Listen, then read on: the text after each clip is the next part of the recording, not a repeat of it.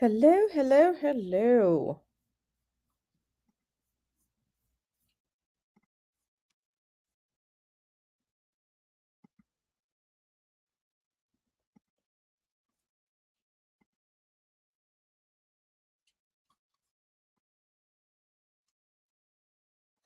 Okay, I had to push the live back because, of course, everyone starts calling me when I'm getting ready to do something. So, yeah, what's up, everyone? Hello, hello, hello. Let me give it a couple of moments so people can come on in, come on in, come on in. We're going to have a conversation today. And listen, today is just a conversation. I'm not trying to destroy anything. We're just having a conversation, right?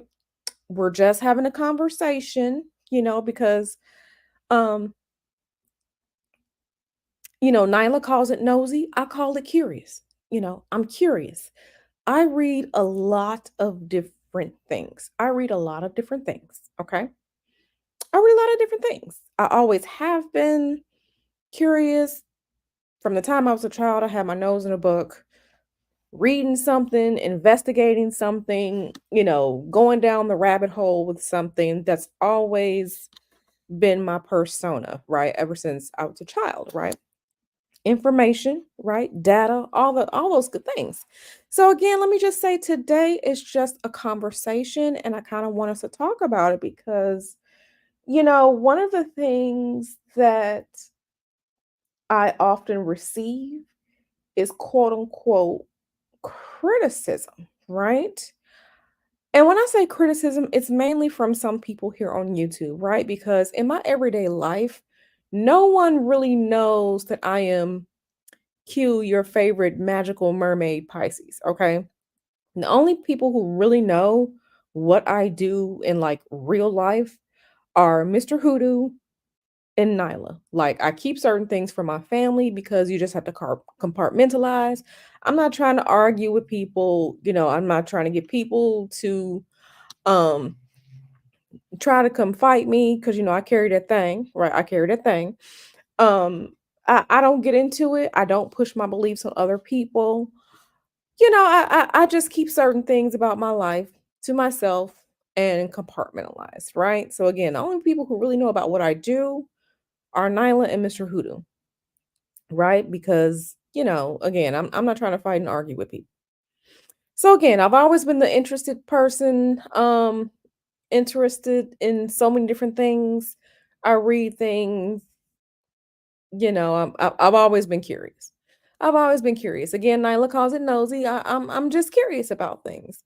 And sometimes you read things that make you wonder, right? So again, today we're just having a conversation. We just having a conversation. So before I get on into it, let me say hi to people. Let me come on and shout out to the people, to the fam that's here. Kevin was first. Howdy, Kevin. We have Isis, Osiris, Araya Sunshine, Brittany, CN1, Tim Lee, Donna, hey girl. Yeah, they really can't smell when I'm busy. Shay Renee. We have Mel. Starry eyed. Hey, my darling. We have Mons 820. Again, shout out to the channel members. I appreciate you all supporting me again on my YouTube journey. The road to 1,000 continues. But until we get there, and even after we get there, we just gonna keep having these conversations. So I want to ask, and let me put up a banner because I know someone is going to remind me. Let me put up a banner.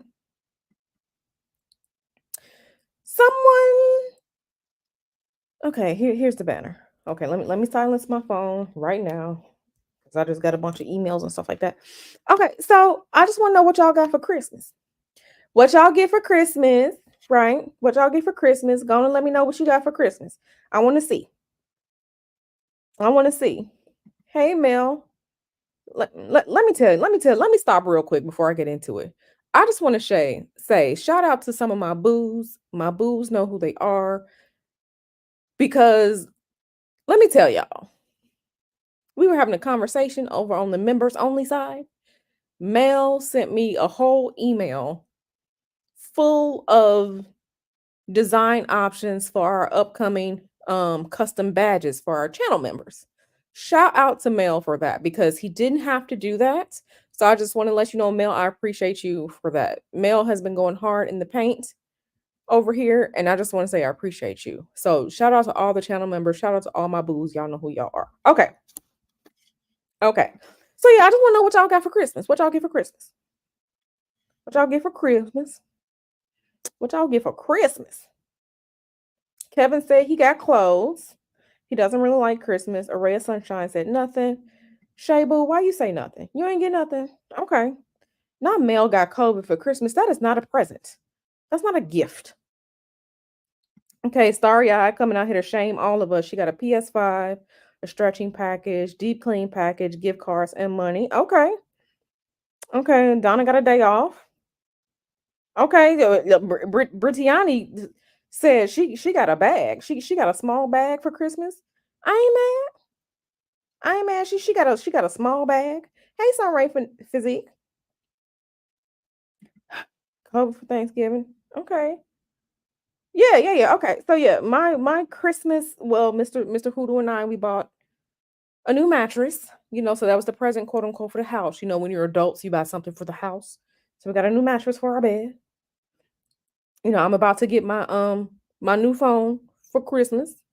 My new phone because I need one. So I just gotta, go on and get it. But I'm getting a new phone for Christmas. Right. Okay, let me see.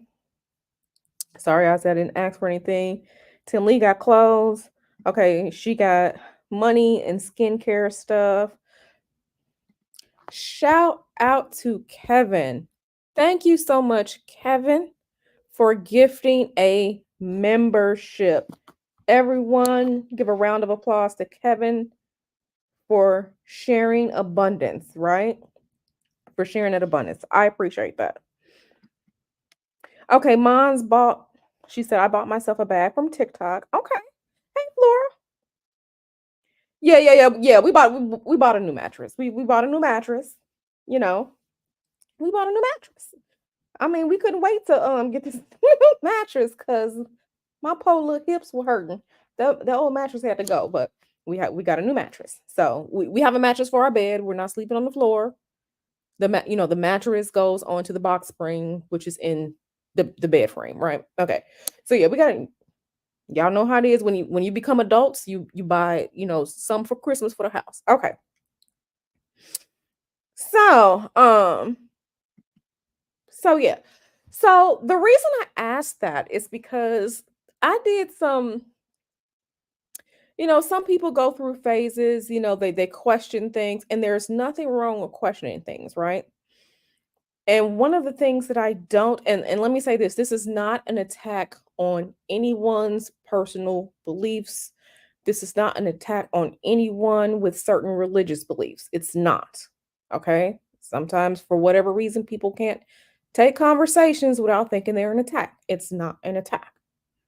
But again, I was just reading one day, you go through your quote unquote spiritual awakenings, your whatever you want to call it.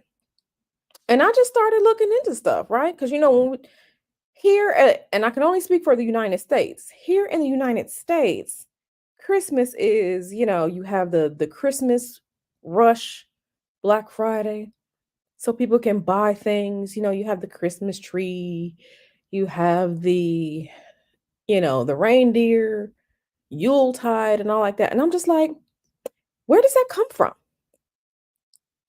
Where does that come from? And a lot from things that I have found, a lot of how we celebrate quote unquote Christmas is pagan. Okay. From what I found, from what I have read, a lot of how we celebrate Christmas is pagan. Okay.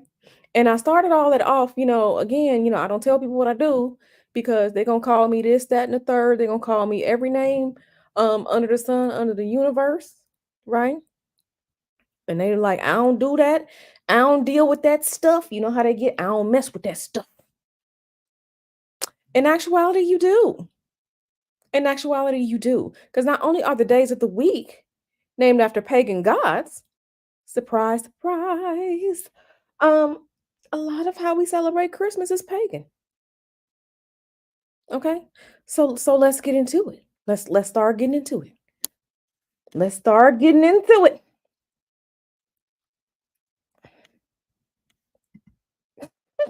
Don't go there, Donna. Don't we're not doing that today, Donna. Yep. Yep. Kevin know where we're going. Kevin knows where we're going. But yeah, we're gonna get into it. So let me get the start. I'm about to start sharing these screens. I'm about to start sharing the screen. Okay. We're gonna start here. Let me share the screen. And again, make sure you like the video on the way in if you have not. Okay. Let me go and share this and add it to the stream.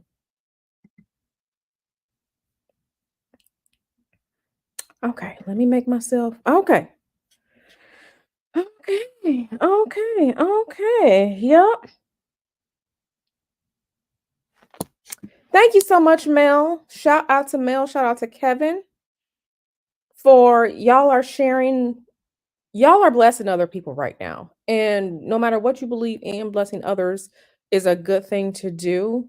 So shout out to Mel, shout out to Kevin because y'all are blessing other people, and I'm here for spreading that goodness, right? She said, "Not Christmas." Oh yeah, baby. We about to get into it. Okay. So we're not going to talk about how people of this religion, you all know what we're talking about.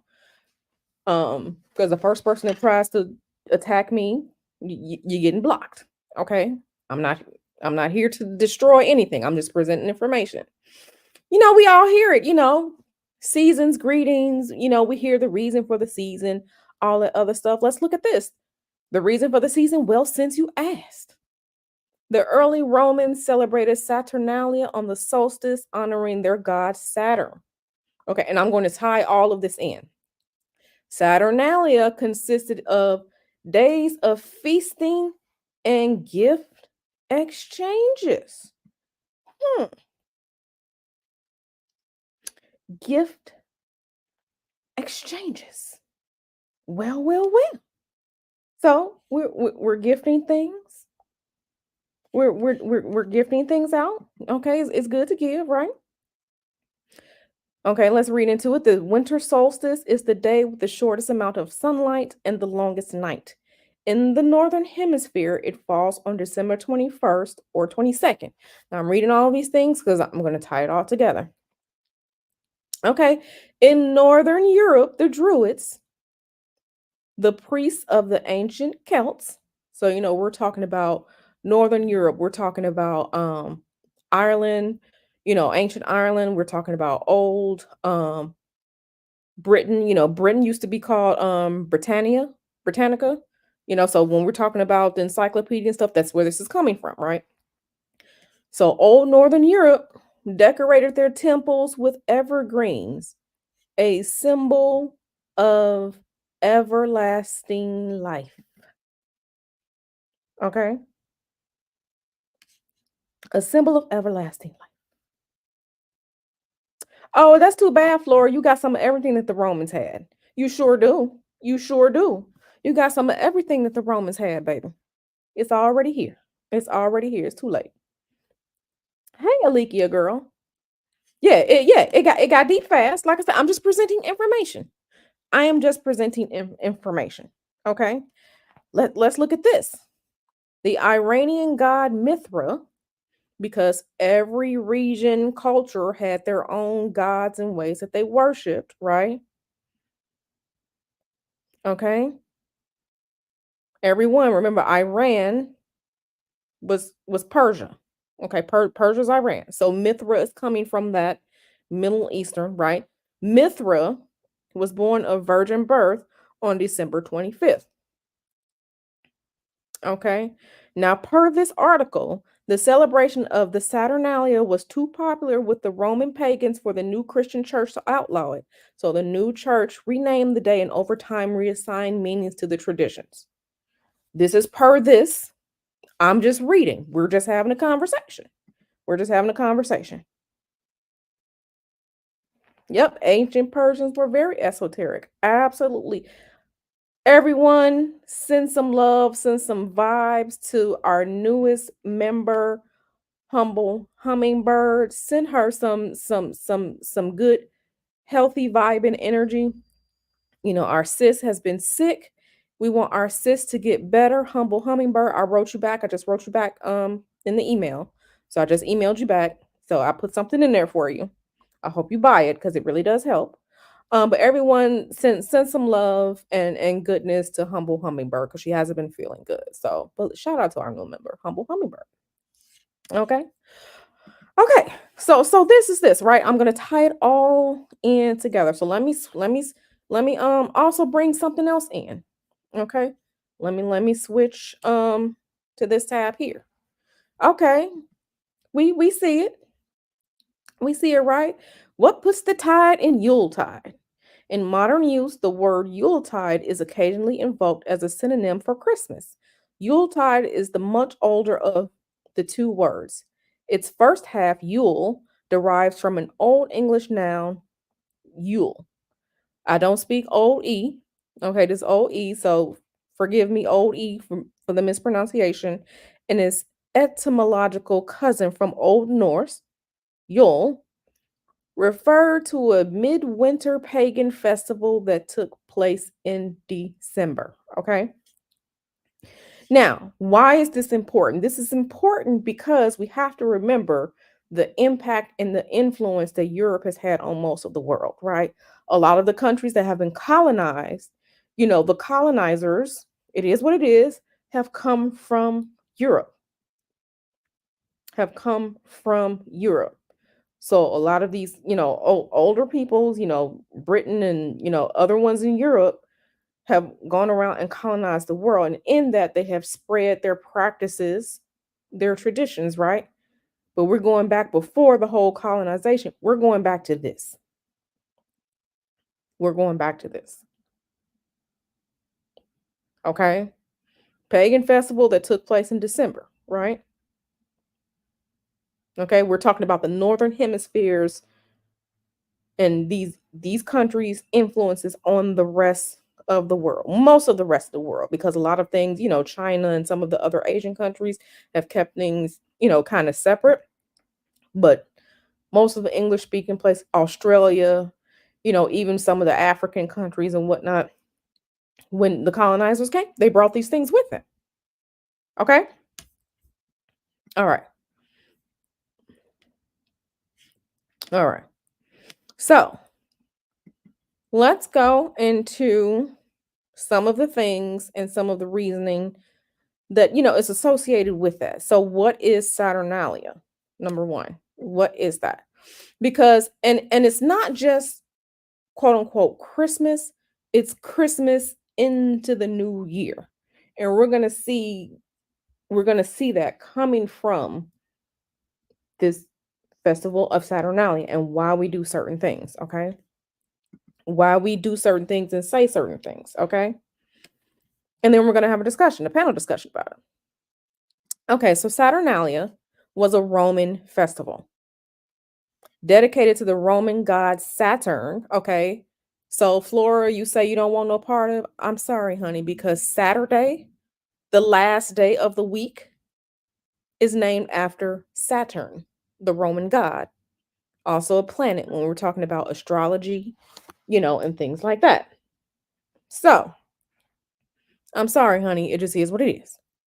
Dedicated to the Roman god Saturn, the festival's influence continues to be felt throughout the Western world.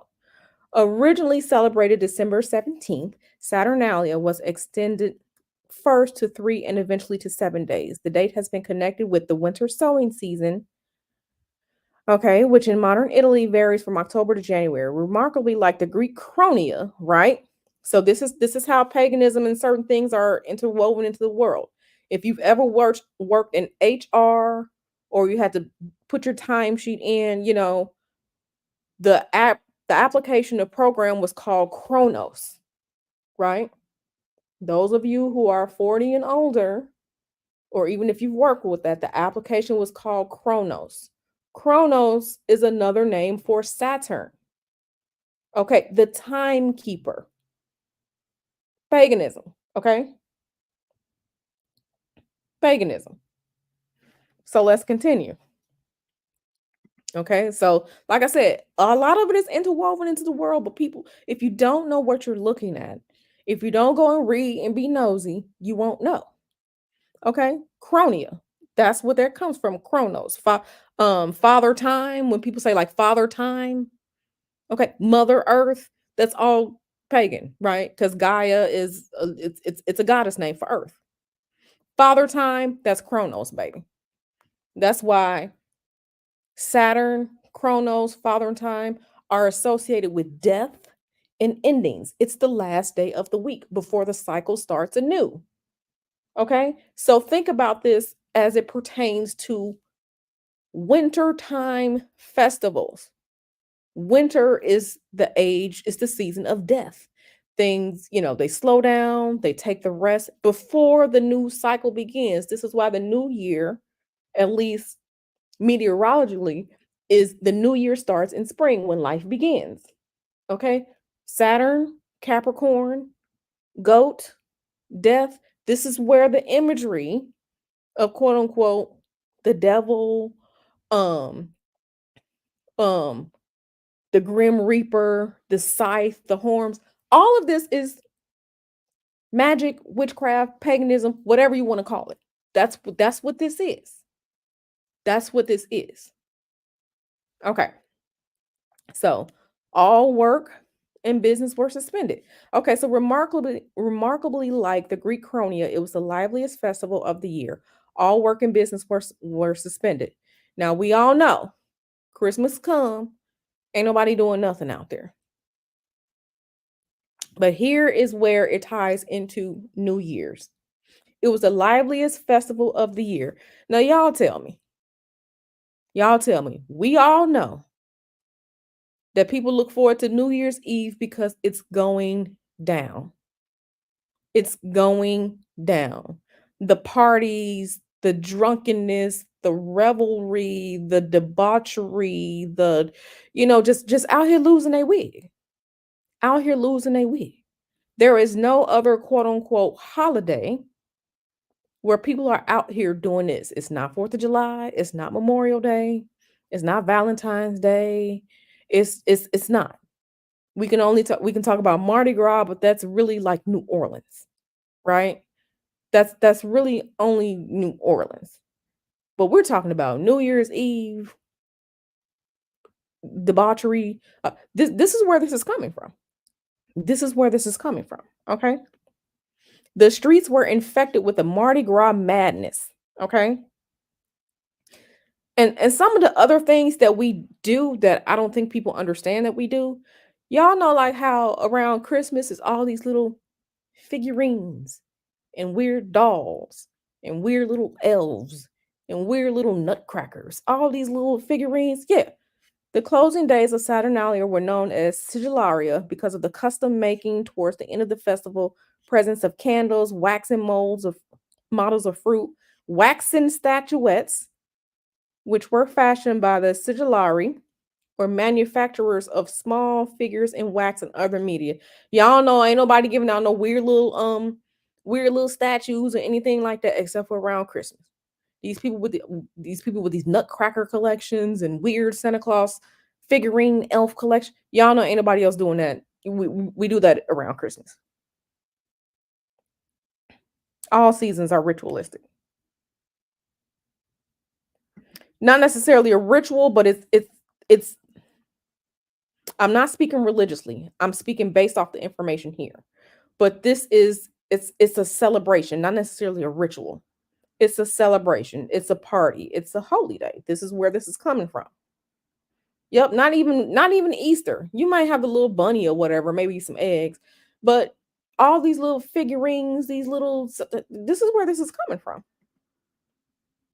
This is where this is coming from. Everybody just my bad. Everybody's just celebrating Liberated Soul Rebel's birthday. Hey, how you doing, bro? Yep. Oh yeah, we're gonna get into that. Yeah.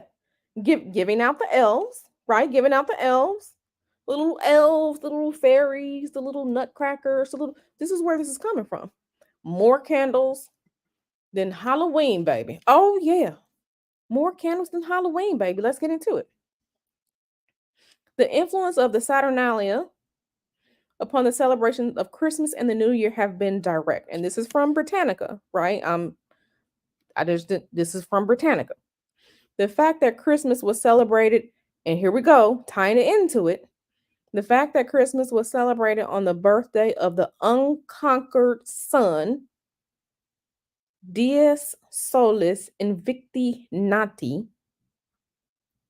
One more time.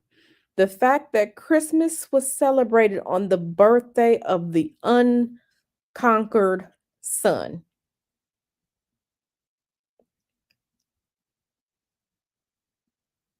Unconquered sun. We have the homophones going on here. Sun and sun. The unconquered sun. Okay. Gave the reason a solar background. Okay, because and here we go again, tying it into magic and mysticism, things like that. When you are talking about the sun, the planet, the sun, since we're talking about solar, sun is associated with male. Moon is feminine. So if Jesus Christ was a male, we're talking about unconquered sun, solar background. Okay, are we tying things together? We're just having a conversation. Are we tying things together? Okay, connected with the calends of January. January 1st, the Roman New Year, when houses were decorated with what? With greenery and lights, and presents were given to the children and poor. Okay. Concerning the gift of candles, the Romans had a story that an old prophecy bade the early inhabitants of Latinum send heeds to Hades and Phota to Saturn. Okay, because remember, we just experienced it, right? When it became winter on December 21st, 22nd, or whatever, because we all know what happens. The light starts changing. Once we hit that summer solstice, that's the most sunlight we're going to get. From the summer solstice all the way down to winter solstice, the sunlight is decreasing, decreasing, decreasing, decreasing. This is meteorology. This is astronomy, okay? The sunlight is decreasing. When we get to the winter solstice, now we're starting to get more and more daylight.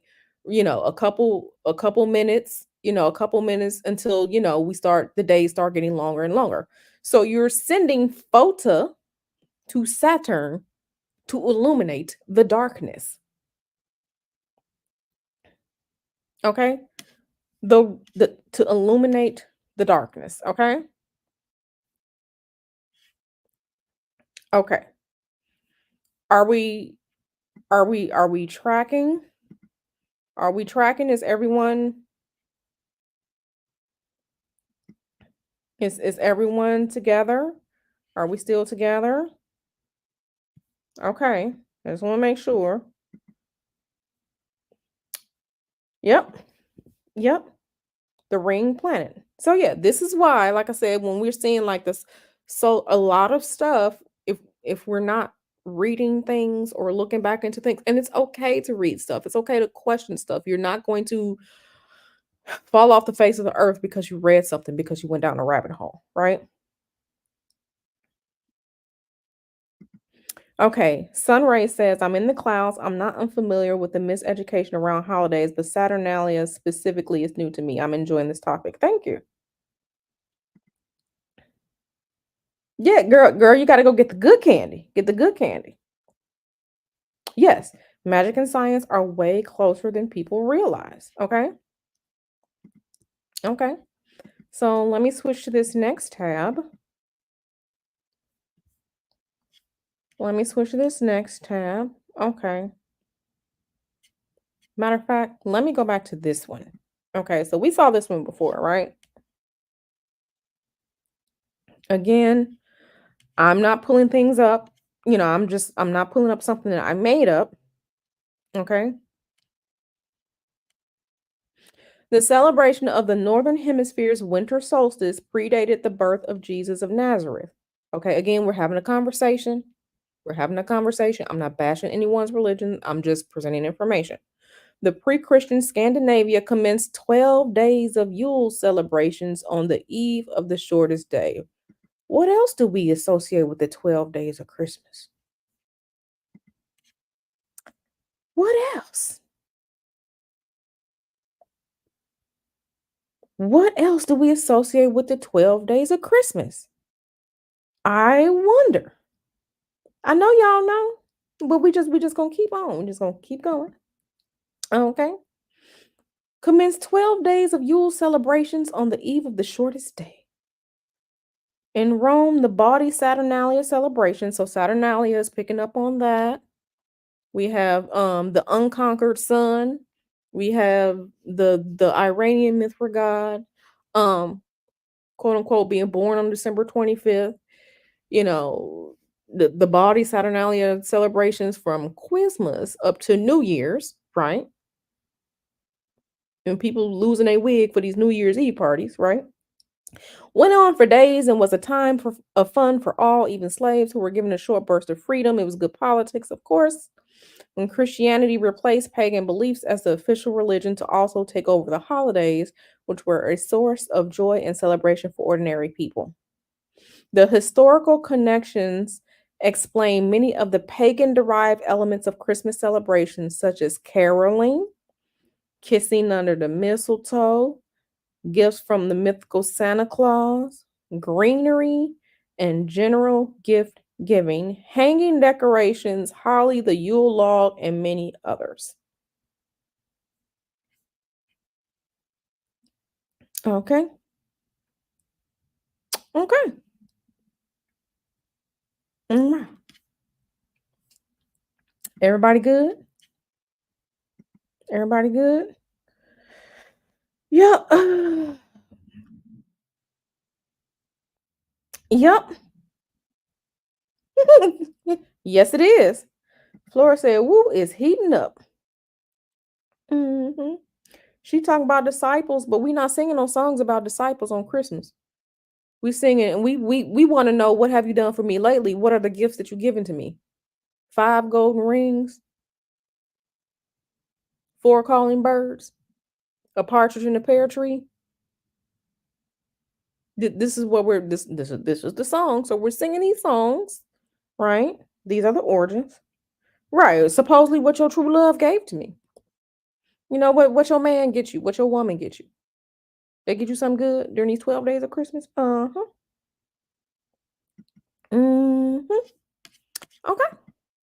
Okay. Okay, so after Christianity became the state religion of Rome, of the Roman Empire, through its adoption of Emperor Constantine, the pagan festivities were largely retained, together with the rewriting of the underlying meaning of the traditions by giving them a Christian theme. The pagan use of holly was retained, but said to be associated with Jesus' crown of thorns. Okay. And again, um, I just, again, it's it's always interesting to me when people come to me and say this, that, and the other and the third, but on a day-to-day basis, on a day-to-day basis, life is more pagan than they think, especially when it's something that they enjoy and have fun with, right? Liberated Soul said, "I need my 2 turtle doves, man." Yep. We ain't say no, the song is not about no disciples. Which one of the disciples is giving you a partridge in a pear tree? And it's not to make fun. We're just examining the song. Which one of those disciples is giving you a partridge in a pear tree? Which one? 5 golden rings. Sunray said she about to stop working and come hang out. Yeah, come on, hang out, girl. Come on, hang out, girl. So yeah. So yeah, people be, the reason for the season, you know, reason for the season. Okay, let's look at something else. Um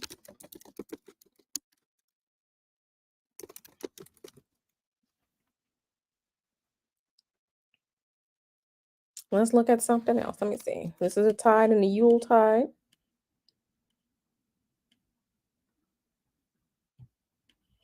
Okay, let's go back. We're here. Go back here. Okay, so they're talking about tide, meaning of tide and tidings. Yule tide has a comparable form in Norse. Okay.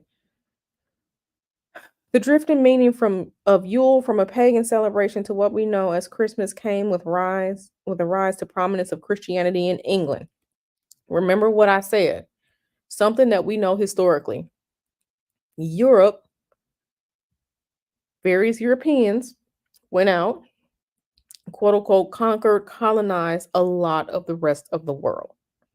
Okay, Australia was a British prison colony. Australians sound British. They sound British with just a little twang. Okay, we know India, quote unquote, was owned by Britain. Countries in Africa, you had Spain doing stuff, you had France doing stuff, you had Denmark doing stuff. You have these European countries spreading their influence throughout the world. They definitely brought their traditions with them. They brought their traditions with them. Okay.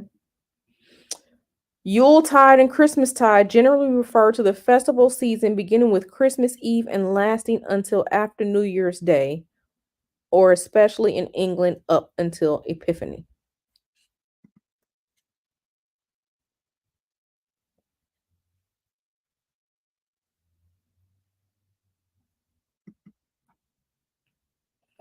Y'all so silly. Y'all so silly. But yeah, yeah. So, in addition to its familiar sense referring to the rising and falling of ocean levels, the dictionary defines tide as a standalone noun, an ecclesiastical anniversary or festival, also its season.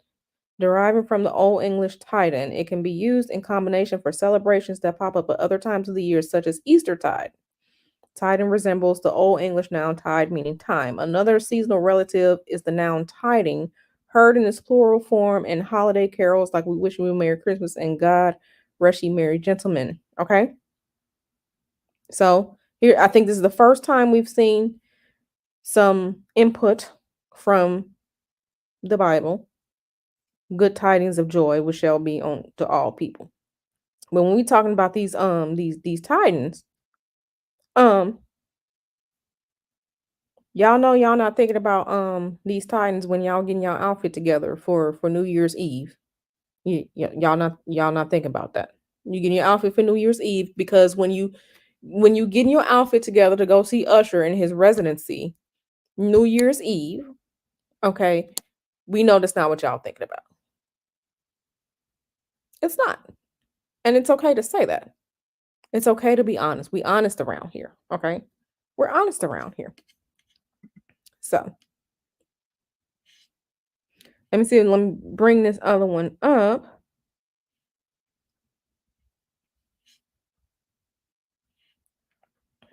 Let me type this in right here. What is it called?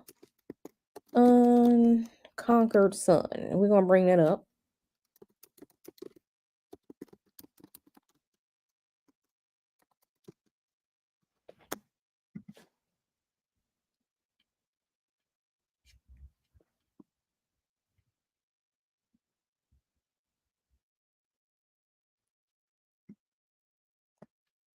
Now we don't always deal in Wikipedia, but I just find it interesting. So the Unconquered Sun. Sol Invictus, the Unconquered Sun. Because remember, when we're talking about magic, esotericism, y'all who've taken my tarot class know we talked about this.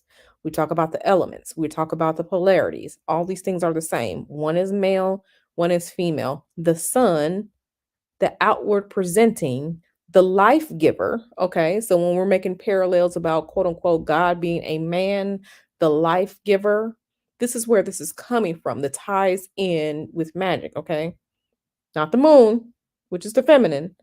This is why the savior, when we're talking about a bunch of different religions, is male, because the sun heats the earth, the photosynthesis, the plants need it. It's bringing us light to conquer the darkness. And the sun is what? Reborn every day. The sun, quote unquote, dies and is reborn every day. So we have to understand what we're talking about. We have to understand this.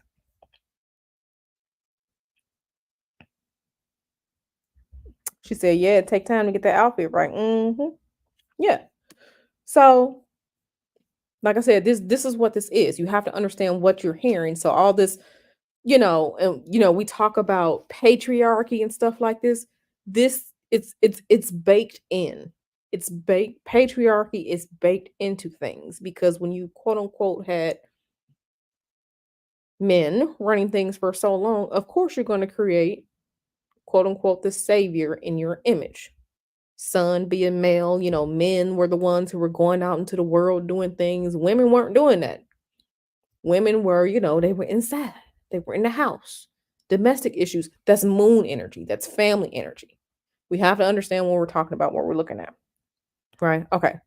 So let me see if I can remove this comment. See if I can make it a little bit bigger. Yeah. So, hey, Coruscant. Hey, darling. So, yeah. Sol Invictus, the unconquered sun, or more fully, Deus Sol Invictus, the unconquered sun god, was a religious title applied to at least three distinct deities during the later Roman Empire: El Gabal, Mithras, and Sol. Okay. The Romans held a festival on December 25th called Dies Natalis Solis Invicti, the birthday of the unconquered sun. The use of the title Sol Invictus, Sol just means sun.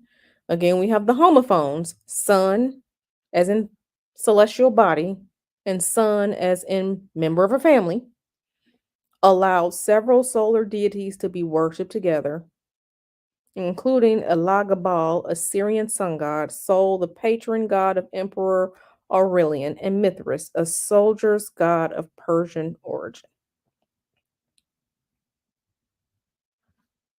So, okay, okay, okay, okay. So is everyone tracking? Y'all good?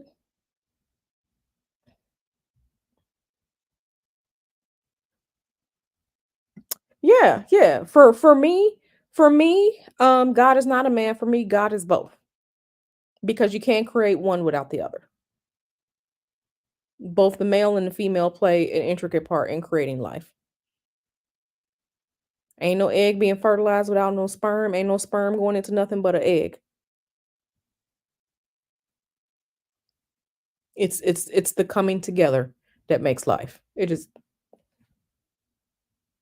so from but when you're understanding things and looking at things from, you know, somewhat of a historical perspective, quote unquote, with men controlling things and printing presses and things like that. Of course, there's that little spin on it. Donna said it's an informational drill. Listen, it's not meant to be a drill. We're just talking. We're just talking. We're just having a conversation. We're just having a conversation. Again, this isn't to try to make people stop being Christians. It's not that. It's not an attack on Christianity. It's not that. It's just looking at information that's lining up in so many places from various cultures. So far, we got Celtic, we got the Roman, we got the Mithras. I mean, I think it was either even the Egyptian sun god Ra that was born on the 25th of December per their calculations. So, just thinking about things, and Ra, being the main god, the head god, Ra was a male as well. You know, just looking at things, just lining things up, just sharing information about it, us and our lovely pagan practices, because you better believe I'm still getting my new phone for Christmas. I'm still getting my new phone for Christmas. So just lining things up. Kevin said, no need to over explain. Some people are stuck on slow and stupid. I mean, yeah.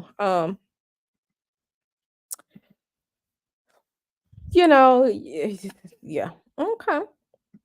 We can check out another article. And this one is really okay. We're declining these cookies. Okay, share this tab instead. Okay. So this is from Academics Education. This is from the UK. So um this is a UK educational portal for people who can't necessarily like get to the library, get certain books or whatever. This is an educational portal for students in the UK. Okay. How Saturnalia became Christmas, the transition from ancient to present and pagan to Christmas. Okay. New winter holiday began to be celebrated in Rome, and this is really faint. Let me see if I can brighten it up a little bit more. Okay.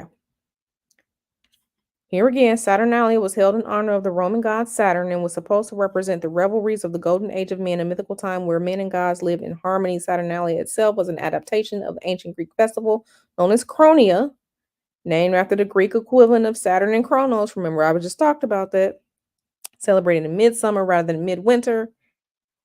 Okay. A lot of the customs we associate with Christmas can be traced back to ancient origins, but Saturnalia had its own customs and traditions. So, mhm. Custom of giving gifts, particularly pottery or wax figures, them strange little as weird nutcrackers and little dwarfs and little elves, and those things are creepy.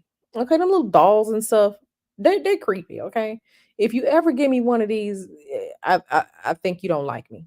So don't ever present me with some weird little nut. Like for Christmas, 2 years ago. Yeah. So Christmas 2022, right? Yeah, because we were still in the Atlanta area. I went to, a Christmas dinner. A colleague of Mr. Hoodoo's, his wife invited us to this Christmas dinner. Okay, it was in December. It was cold, I mean, I was cute. I was cute. We went, we had, dinner. At dinner we're talking about things and politics and everything else like adults. So we got gifts, right?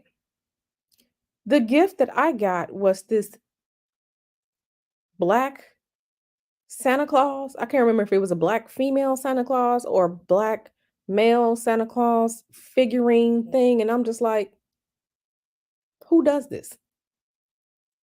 Who does this? This thing is creepy on child's play levels. I mean, I accepted the gift, but I didn't open it until Christmas, right? I didn't open it until Christmas, but I'm just like, this is fucking creepy. This creep, like, don't give me no doll. If you give me a doll or something like that, then I know that you hate me. Don't do that. I'd rather eat Jello. I'd rather mop the ocean than deal with one of them creepy ass little dolls. So I'm just letting y'all know. Don't do that. Um, don't do that. Dolls can house spirits, okay? Dolls can house spirits. Okay, they can house spirits. Okay, we all saw Child's Play. Child's Play is based off of some real magical esoteric shit. Dolls and human figurines can house spirits. Okay, so don't ever give me no doll. I'm gonna burn it and then I'm gonna block you. Yeah, it was who's giving somebody wait, unless you're like a collector of something like that, who is giving some but the house, but it made sense because when I went to this person's house, we were there at their house, we were good guests, we brought wine, but they had like a room, like how people's house you have like the family room or like the den. Their family room den had black Santa Clauses and black nutcrackers everywhere. Big ones, small ones, some riding reindeers, some drinkings, all these little figurines. It was at least 100 of them, at least 100 of them in this little room. And I'm just like, this shit is fucking creepy because I look at things from a spiritual lens. Why do you have all like it was just creepy. Like I know people collect things, some people collect baseball cards and coins and shit, but no one wants that. No one wants that. It's not beanie babies. It's no one wants that. But this is what I'm saying. The only other time that people are having all these little figurines and shit like that is around quote unquote Christmas. But this is where this is coming from.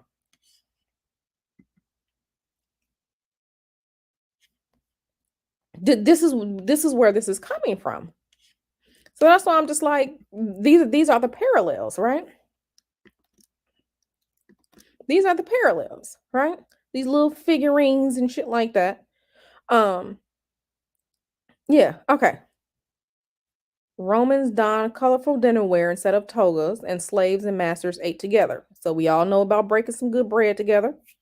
Okay, the custom of giving gifts, particularly pottery or wax figures known as sigillaria, as well as other terms like tablets, dice, toys, candles, many more.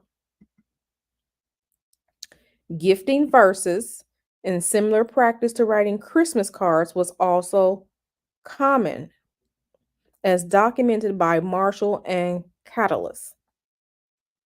Okay, so we got Christmas cards, we got the weird little elves and shit. We got the gift giving.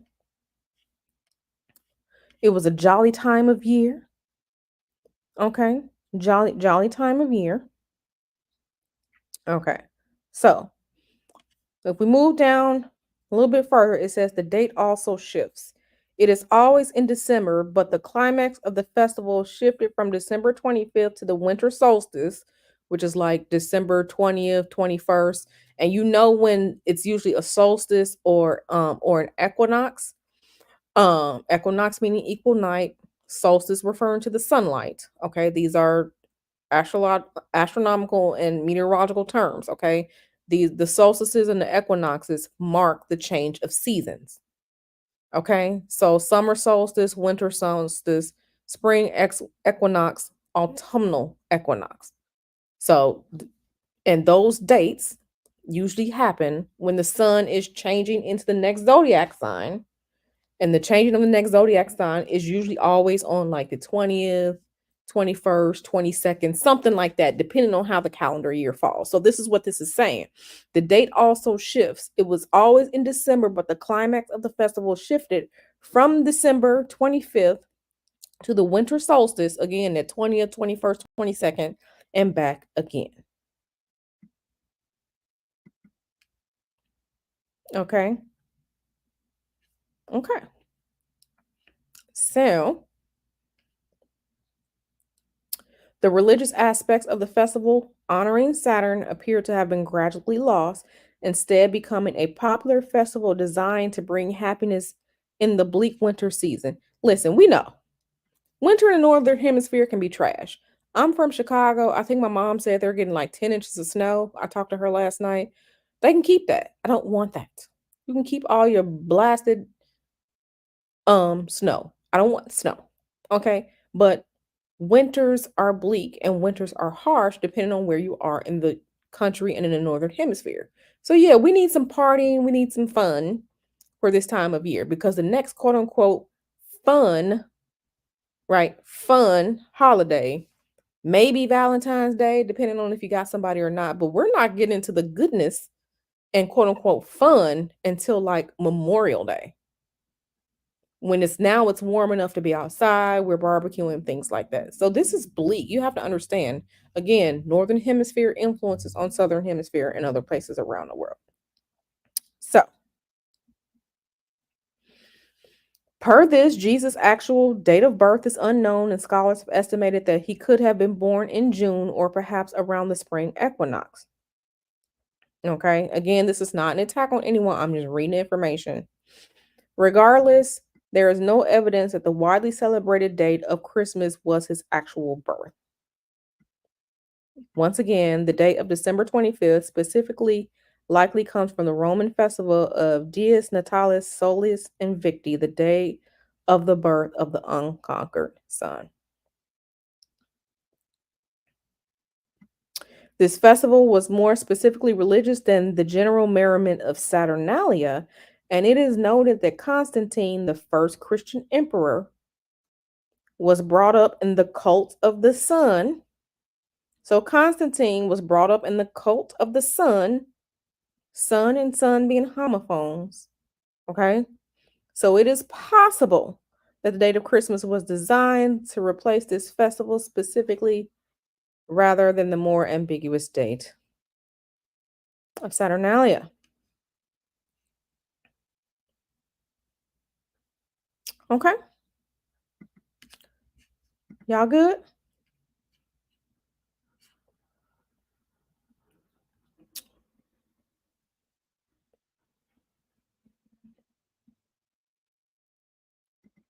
Nutcrackers are a German tradition. It represents strength and power and watches over the family, keeping evil spirits and danger away. If you program your nutcracker for that, and there's no disrespect to the Germans, but that nutcracker ain't Christian either. So it's German, not necessarily Christian. It's cultural, not necessarily religious. But keeping the evil spirits away. Keeping the evil spirits away. So the unconquered sun. Let's talking about the sun. Let's talking about the sun. So the unconquered sun, because the sun never dies. The sun appears like it dies and it's reborn every day. The unconquered sun. Sun and sun, the homophones. Okay, so I'm going to drop the link. I'm going to drop the link. And if anyone wants to come up and we can talk about it, we'll do that. We can have a conversation.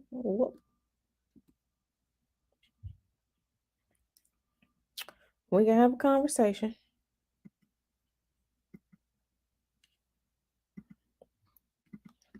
So, let me tell y'all something. Shout out to Humble Hummingbird gifting 5 memberships.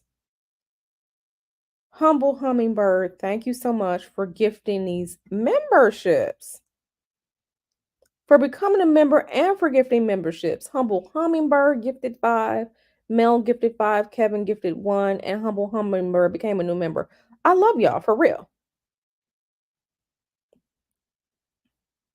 Coruscant asks, what is 3P? I had to try and keep it, I didn't want people to get mad at me, so 3P. Planets, presence, and paganism. That's what the 3P stands for. Okay, that's what 3P stands for. I'm glad you asked. We're talking about these planets. We're talking about paganisms and where this tradition of these presents and stuff come from. Okay, all this is tied into quote unquote how Christmas is celebrated, at least here in the United States. Yeah, shout out to Humble Hummingbird. I love y'all. So the link is there. Let me pin the link. Oh, thank you so much. It is so Tian Yvonne. Hey girl. I am so glad that you are here. I am so glad that you are here because I see Tian Yvonne over there on phone calls from prison when we over there catching that the Nesto and silly Sonia tea. So yeah, glad you're here, darling. Glad you are here. So yeah, I pinned the link if anyone wants to come up and if anyone wants to come up and we can talk about it. We can talk about it.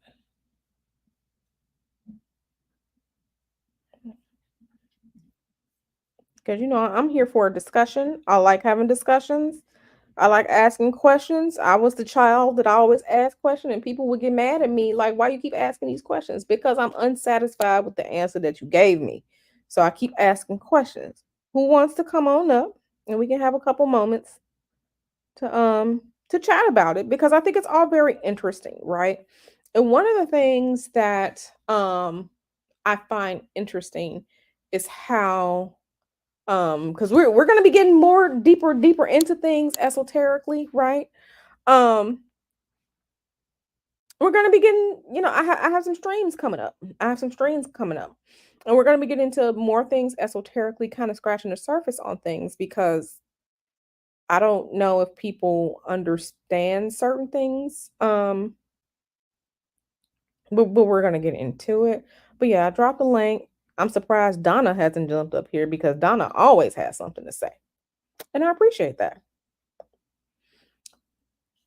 Peppermint, girl, I don't know where that came from. But if somebody give you a peppermint for Christmas, they don't like you.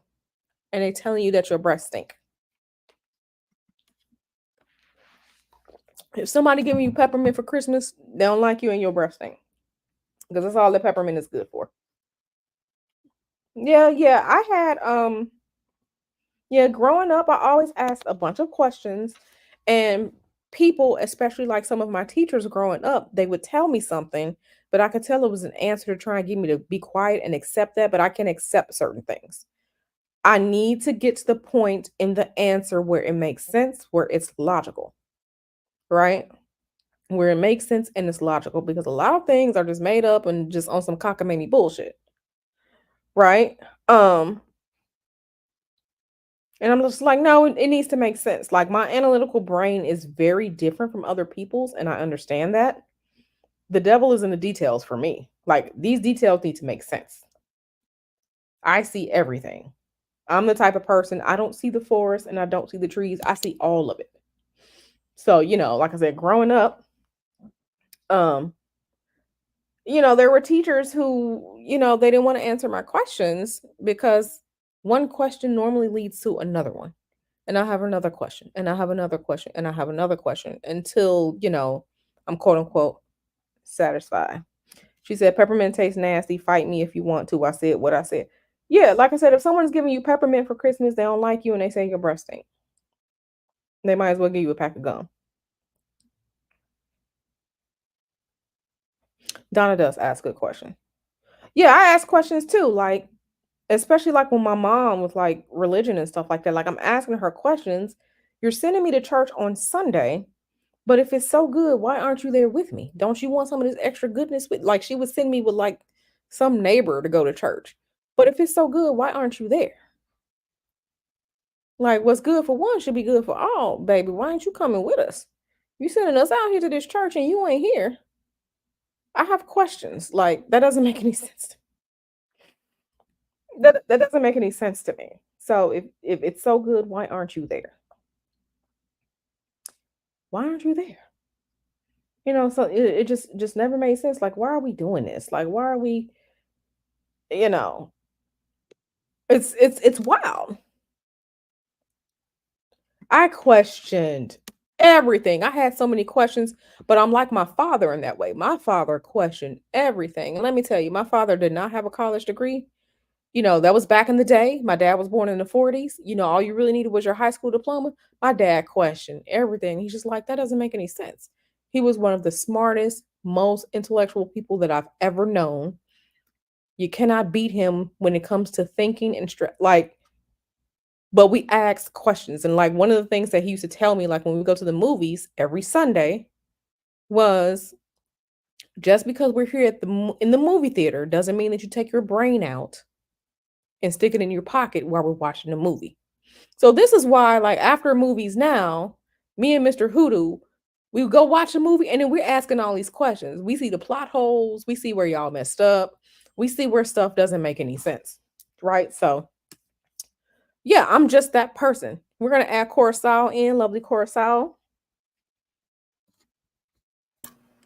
Who am I Hello, talking? hello. Hey, beautiful. How are you? Hi, happy 2024. Happy 2024, darling. How are you? I'm so glad you're here. So good to talk to you, darling. Yes, I am well. I am thankful. I am just in such a space of gratitude Yes, for yes. I've been keeping up to the best of my ability with just all this amazing content you all have been putting out here. Just Oh, it's just incredible. And I missed a good portion of the stream, so I would love to go back and listen to it. Yeah. But this past Christmas season, I was really in a place of asking questions that I've never asked before. And what I love that you've shared about yourself is that, learning is lifelong. and Mm. to always ask questions. And there's a song, it's the most wonderful time of the year. And Mhm. I always just, it's one of my favorites. I just kind of sing it. And there's a part that I never really understood where they would talk about um, sharing ghost stories of Christmases long, long ago. And I was like, well, what is that about? Why are you, what scary ghost stories are there for Christmas? And girl, I finally fell down the rabbit hole of what those scary Mhm. ghost stories were. I said, well, I see why they needed little baby Jesus, because this stuff is terrifying. This old Norse Mhm. mythology, of how they explain the world around them was just downright dark. Yes. uh Dark, scary stuff. But just how powerful the natural world is around us, Mhm. and seeking to understand that. So um it's made me want to learn more about the stars, the planets, nature, and where some of this stuff truly comes from. Mhm. I'm going to mute. My dog is being a menace. 1 second. Sure. Sure. And while Lovely Coruscant is on mute, yeah. Yeah, absolutely. Shay Renee says campus. Yeah. Listen, that whole if I am remembering correctly, okay, I didn't pull it up. But yeah, that whole evil elf Santa Claus, like Santa, mm-mm, that's there are some very there's darkness behind it, right? The same reason why, like I had questions like, and this is how I knew that I'm just gonna say it. Because the man is spending his time in behind bars. R. Kelly, Robert out here calling himself the Pied Piper. Why would you call yourself the Pied Piper? The Pied Piper, that was a person, rat, whoever it was, stealing children. Like, why would you call yourself that? And this is what I'm saying. We need to think about things before we align ourselves with things. Go and investigate and go down a rabbit hole and at least read multiple sources or whatever you got to do to make a decision for yourself. But calling himself the Pied Piper, as soon as because listen, let me tell you, I grew up in Chicago, okay? I knew, and we just gonna step aside real quick. I knew that he was going to high schools in the Chicago area, mainly Kenwood, to take a look at the girls. If I knew back then, as a child, as a teen, why didn't these other adults knew? But we all know why. Excuse me, we all know why because, for some reason black people just be starstruck and just let people just do whatever to their children, not even black people but most people, and just do whatever to their children. um but yeah, calling himself the Pied Piper, that's some of the most disgusting shit ever. It's disgusting. It's disgusting. So this is what I'm saying. We have to ask questions, we have to go research, we got to go dig deep. We have to do these things to find information, at least read and make up your own mind about things. But don't let people push things on you. Again, I'm just presenting information here. I find all the parallels very interesting. I find these parallels interesting. And me being a spiritual worker, right, working within the realm of this and Western esotericism and stuff like that, when you're understanding how a lot of times male nature is prized and feminine energy is not prized, it doesn't take long to piece together, God equals man, you know, um, as in male, right? So just looking it up, just the internet is free. Start going to the internet, your library, wherever you at, and just start looking into stuff. Very, very, very dark. Not Mr. Pissy Boy himself. Listen, so it's Yeah, a lot of things are very, very interesting. And when you're starting to do research on stuff, don't let people call you a conspiracy theorist. Please, please, please don't let people call you a conspiracy theorist because I'm gonna have to do some quote unquote conspiracy theory tinfoil hat streams to show how a lot of people were correct about things. Okay. A lot of people were correct about things that were being called that, you know. So um yeah, don't yeah, go find you some information. Go find you some information and go look and read and find and there were some sources that were way, way older. I'm talking about some sources and some books and stuff written from I was going down this Reddit thread. Okay, and maybe I'll pull this up. Reddit thread, we're talking about information coming from AD 274, where they were going back and forth talking about Saturnalia and Christ's birth. I'm gonna have to put this thread in here so you all can let me matter of fact, let me copy this and put this thread in here so you all yourself can go and read this thread because I found it very interesting reading into things, right? That's the thread. You can go read it yourself. And see, like I said, a lot of old books, a lot of old materials, right? That you can go if you want to go pull all those different books up and materials up. But the conversation in this thread was very, very interesting reading it going back and forth. It's an old thread on Reddit from 4 years ago.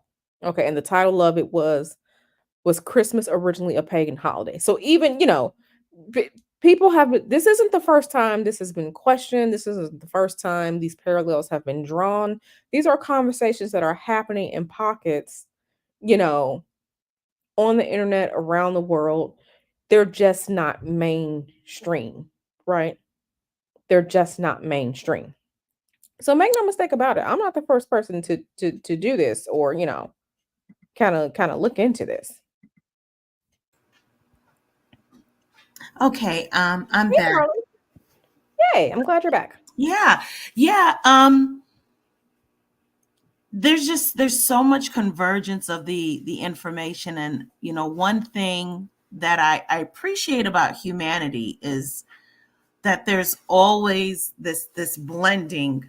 When a thing makes sense, it makes sense. We do it, we continue it, we swap it out, we upgrade it, whatever.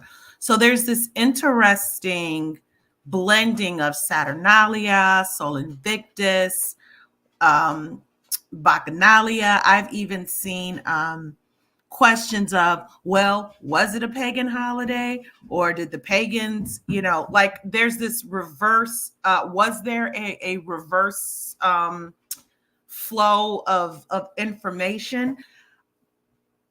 I Right. don't know. I think it's Right. all very fascinating. But one thing I think the planets don't lie. I think Mhm. that there's so much that we can gather from just the astrological information. Yes. And because people didn't have microscopes, right? They didn't have telescopes. They didn't have labs. So they needed to look at the stars and the planets and the sky. These are very agricultural society. So even the way human beings had to move and adjust, you didn't have refrigerators. You Mhm. didn't have street lights. You didn't have house lights. You had fire. And you had better get some firewood because those long winters Mhm. were nothing to play with. And so this really just informed all of the belief systems. And we have the advantage of sitting in 2024 able to really rejoice in the festivity. Like, listen, I love me some Christmas. I love me some winter season. I do not like that snow. They can keep it. Yes. I growing despise no. growing up in central and western New York, like the 6 feet of snow and one, no, no, thank you. Um, but we don't have to battle the elements and battle nature the way people did so long ago. Mm-hmm. And that's where, where it's almost in some, I'm so sorry. This is my dog It's fine. It's fine. creating a fuss. Um, um, I'm sorry, I just lost track of what I was saying. He came shooting in like a bat out of hell. Um, but yeah, we have the advantage of nestling in the celebration of it all. Yeah. And these things that were habits of survival becoming the things that they become part of tradition, and Mm-hmm. we don't know um why we do them. Yeah. I agree. I agree. And just talking about it, you know, I think that sometimes there needs to be a distinction between religion and symbolism, right? Mm-hmm. So some things are religious, some things lean more to the symbolic, and a lot of Mm-hmm. that symbolic comes from, just like you said, things that needed to be done for survival. Because lighting all of these Mm-hmm. lights, these candles in winter when there's less light outside, you know, it's a thing, right? Because I can't imagine it being, whatever year AD, it's January. It's dark at what we know as to be what 4:30, 5 o'clock. And you need to gather all your little wax and make sure you've got enough candles and whatever, Mm-hmm. you know, for that. So, the celebration of lights, like when we see them, most of us have done it, driving through neighborhoods and they have all the lights on their houses and but just like you said, harkening back to some things that people were doing for survival, again, we have to understand religion, we have to understand symbolism and why we're doing certain things. Is Mm-hmm. what I Mm-hmm. try to impart whenever I'm teaching a class or such and such, whatever, the symbolism and why we are doing some things. It's okay to question that, Right. So Right. I think that's very important. I think that's very important because symbolism can say a lot if you know what you're looking at and if why things are being done. So I definitely agree with that point. Mm-hmm. Mhm. I fell down a rabbit hole of looking into Sami culture. I had Mhm. never I had never really known anything about them. The most I had learned was that Renee Zellweger is of partial Sami descent, and that they are referred to as Europe's only indigenous community and population. Um, and so they're this interesting merge of, they look white European, and they are, for all intents and purposes, but there's this very interesting world and cultural blend between Asian and European. And Yes. I think that is so the term shaman comes from their culture. Interesting. Okay. Yes. And so, like, even the whole thing about stories, Okay, I see it here. The reindeer herding. Uh-huh. yes, the reindeers, um, why they are a very sacred animal there. Okay. Um, even the red and white mushrooms, you know, Okay. and the red and white suit, like it's really just very fascinating information that's trickled down to our Coca-Cola version of Santa Claus and Rudolph and all of those things. But when you like get into the real nitty-gritty of it, like I said, I see why they needed to have some hope with the rebirth Right. of the sun and the end to that darkness. Yes. Um, and even the information about, like, I never really thought about, oh no, God.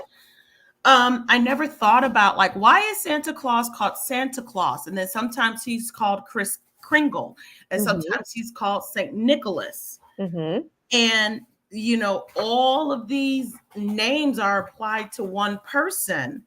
um why is the Christ Kinder, which is the Christ child, like, why Mhm. is there so much hope Right. The But on Kinder, right? Because Kinder, the Kinder is Kinder, German. yes, yes. Um, and just the super imposition of all of these ideas upon one another. It's Mhm. just really fascinating stuff. But again, I I'm at the place where I understand that the story is told and understanding the astrology. And that's what I'm looking forward to becoming your student in the new year. Oh, So I can learn all these things.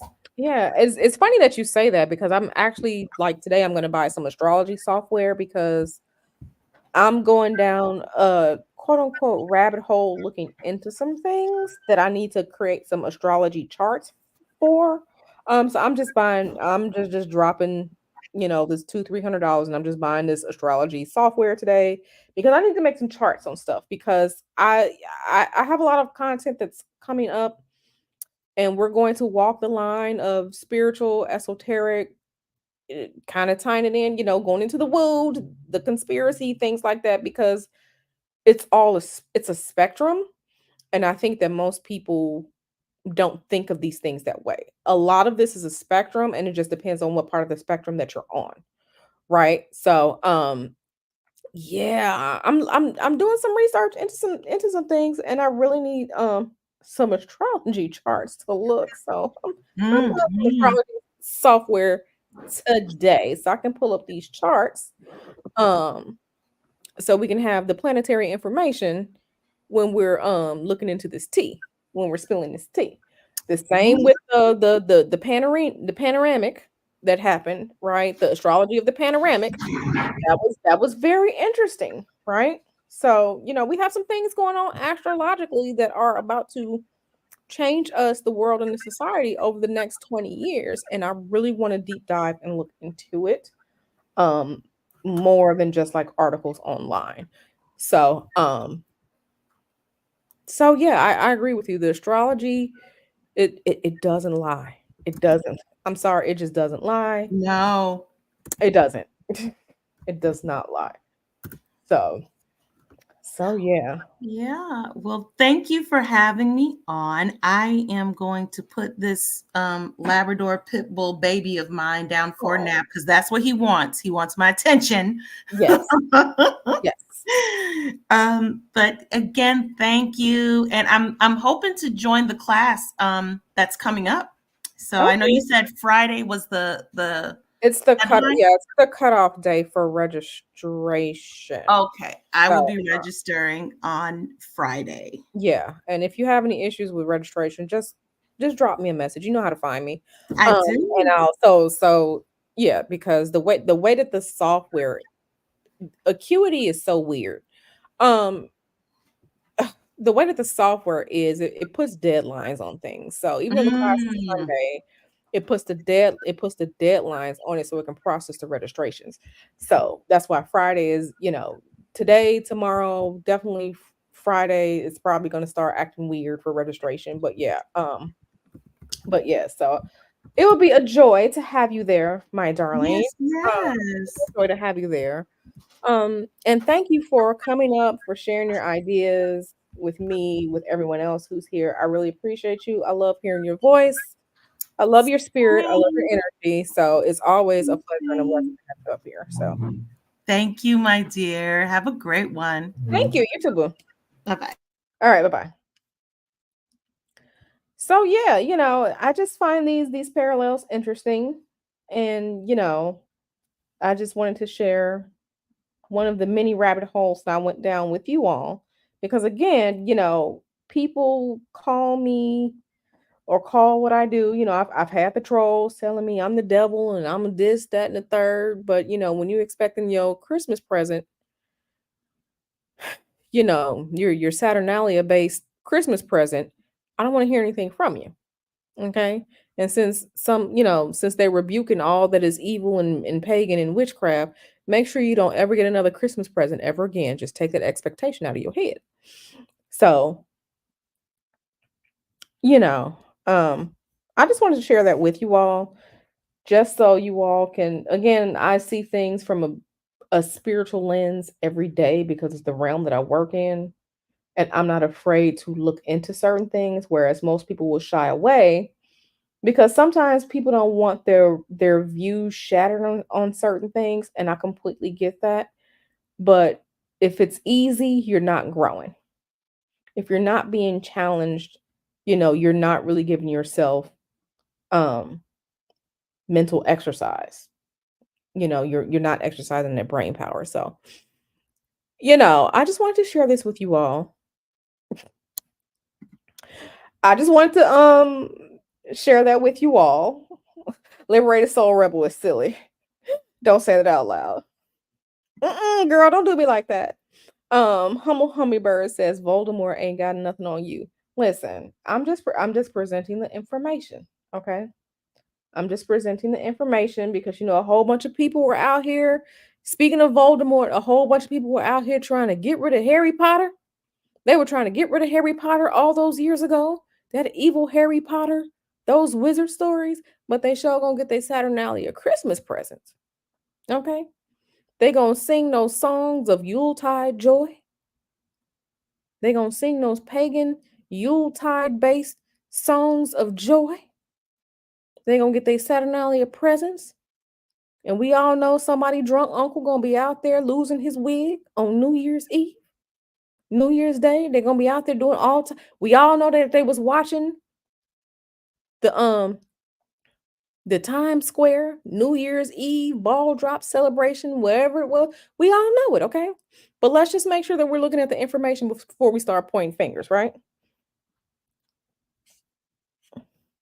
You know, it just is what it is. So, that's right. Go on and rebuke all the paganism.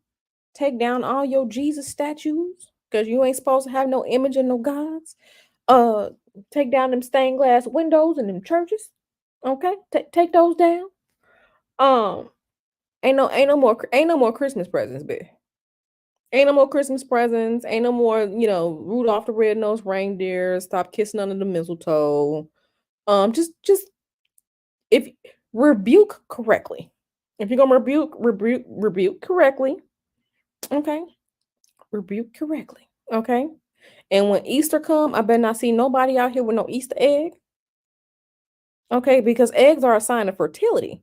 Because I'm a woman. I got a bunch of my eggs right here in my ovaries. Okay. My eggs are in my ovaries. Eggs are fertility. So when Easter come back around, I better not see none of y'all rebuking all of it with these bunnies. Going to the Easter egg hunt. Because we see all these churches with the Easter egg hunt.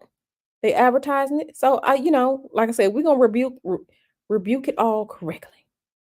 Rebuke all of it. So Mel said, Q out here crushing Christmas dreams. Seeing one over here laughing. I mean, you know. Now they don't give a free stuff no good. You seen a bunny lay an egg once? Okay. Bloop. So, yeah. I just want to share that with you all. Um, we're gonna see who, it's not my intent to upset or anger people. I need to let it be known this is not a Christian channel. This is not a religious channel. I'm spiritual, okay? But I am not. People will say, well, why are you coming for Christianity? Because Christianity is the major religion that is celebrating something on the 25th of December. So I have to, present the information. It's not an attack. It's not an attack.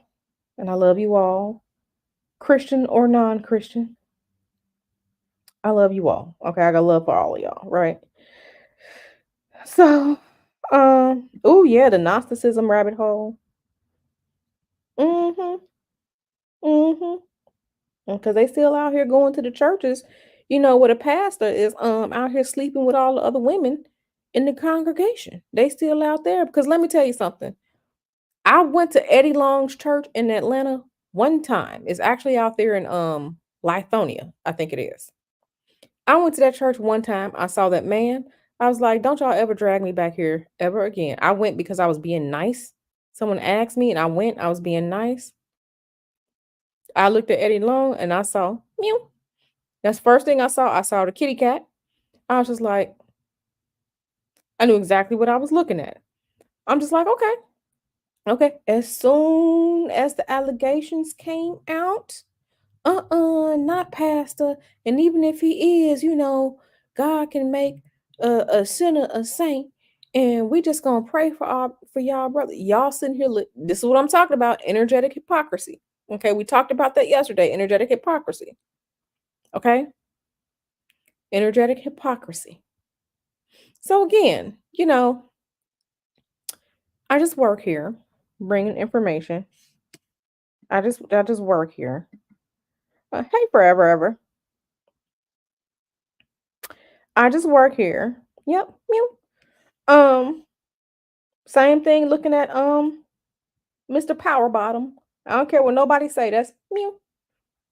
It's a gift I have. I can see meow in most men. Okay, meow. I can see it. I see it. But that's okay.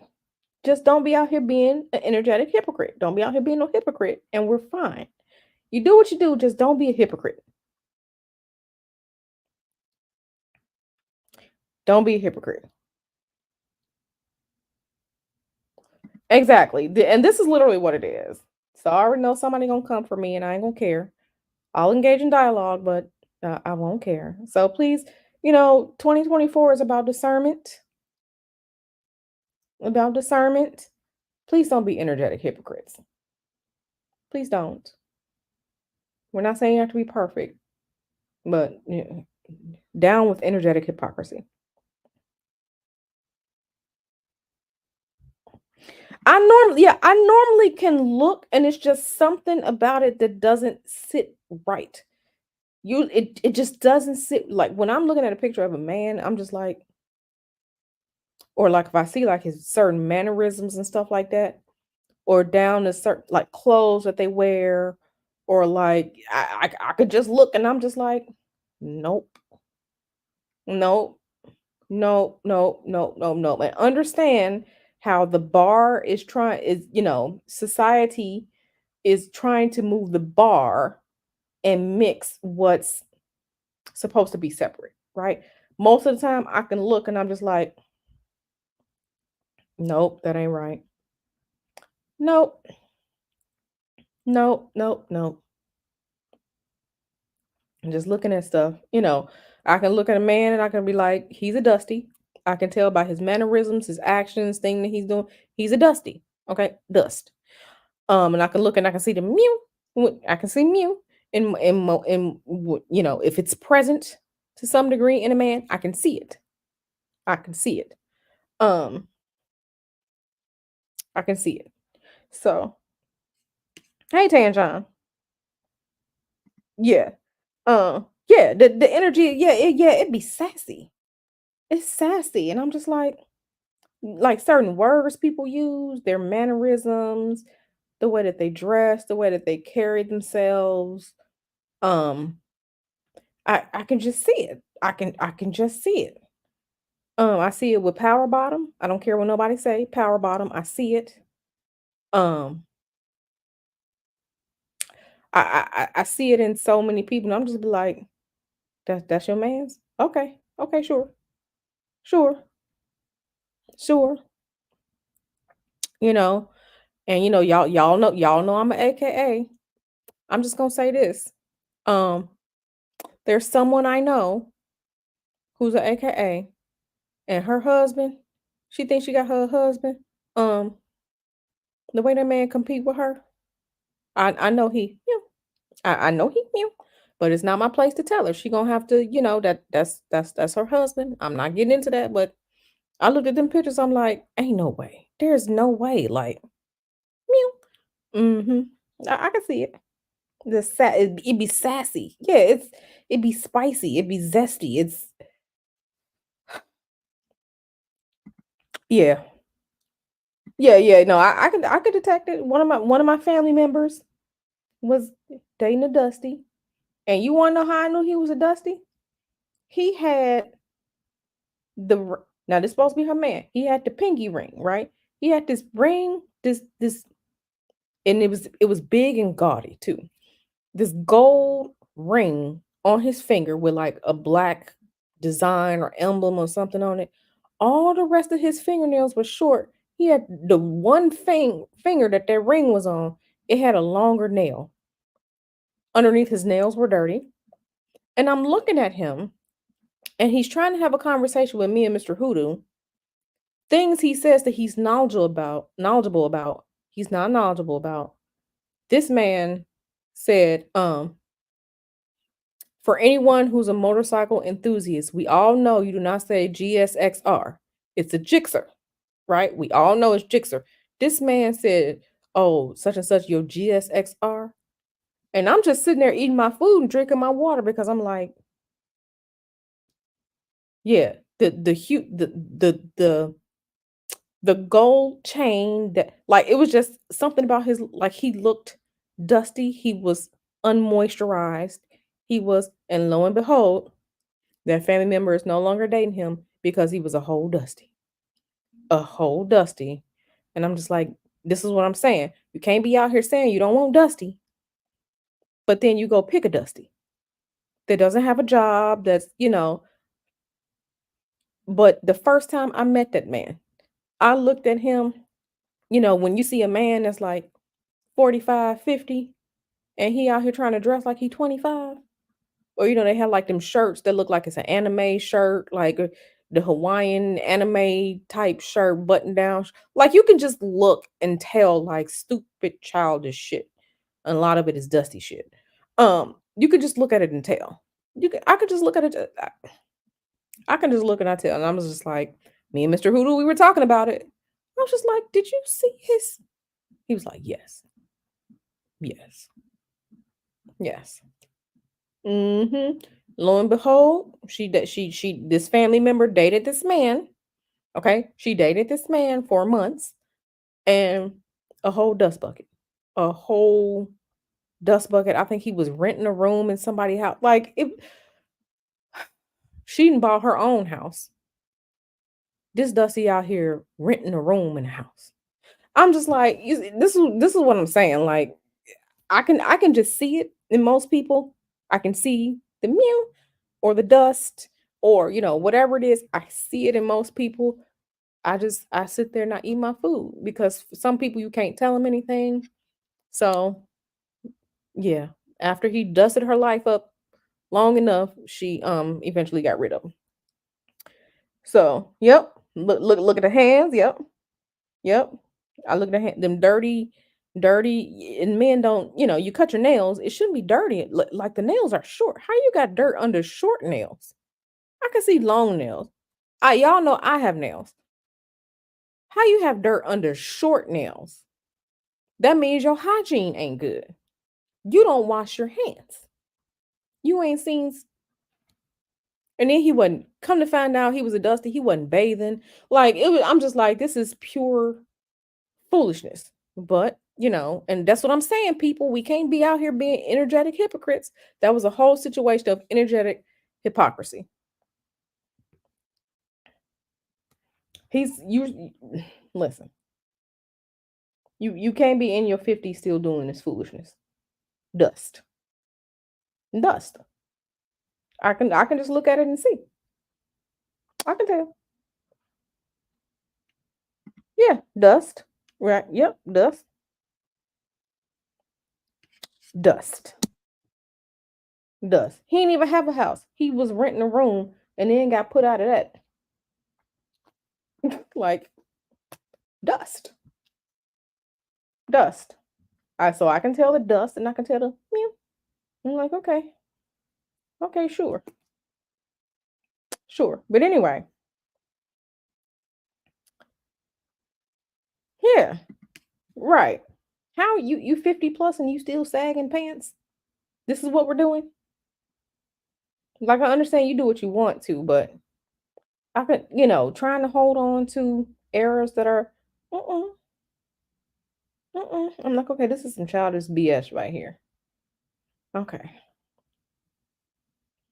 Childish BS. Dust. Yeah, that's what I'm saying. Like, yeah, you see some of them like musicians and stuff, like not even musicians, even like, some of these sassy, feminine, they be out here posing like they're women. Posing like they're women. I don't care what nobody say. It's a little bit of mew and Jonathan Majors. I don't care what nobody say. I'm just like he has a good facade, a good front, but there's a percentage of mew and Jonathan Majors. I don't care what nobody say. I don't care what nobody say. Nobody. Mew. It's there. It's there. It's there. Me, I'm like the and these are the people y'all like. Oh, he ain't nobody said. Mm-mm. Like, y'all don't see that. Y'all don't see that. Mm-mm. Mm-mm. Mm-mm. These cats be having 9 lives. Mm-hmm. Some do feminine stuff, and then some are, got that bus in them. Got that bus in them. Got that bus in them. Remember, just like the who was it? The guy from Florida who was the politician. Oh, he got caught in the bussy escapades. The wife with the was the beard. He got caught in the bussy escapades. But we knew from looking at them pictures, sitting all close, all next to homeboy on that boat, shirt all open, y'all glistening together. Meow. Y'all better start paying attention to stuff. Y'all better open your eyes.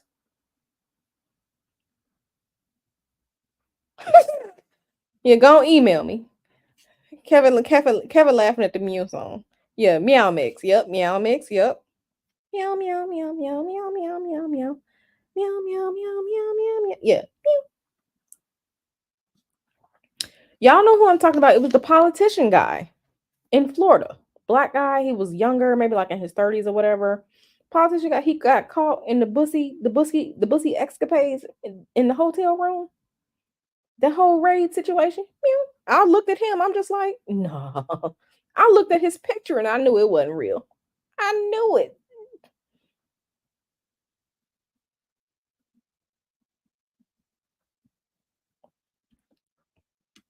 I'm disappointed in Megan too. Um, I am, you know, um, these are, with every choice that we make, we have to, be accountable for them. That's all I can say.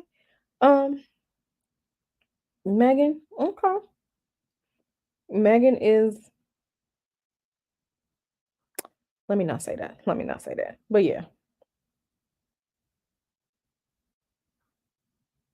Yeah, ain't nobody dealing with that.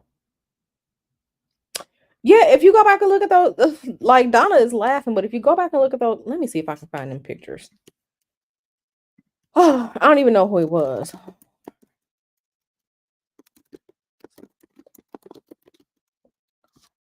Okay, yeah. Yeah. Okay, that's who it was. Andrew Gillum. Andrew Gillum.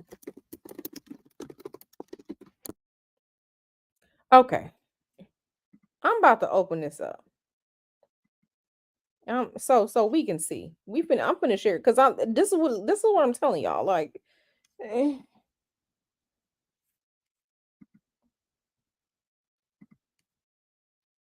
like y'all don't see this. Y'all don't see this.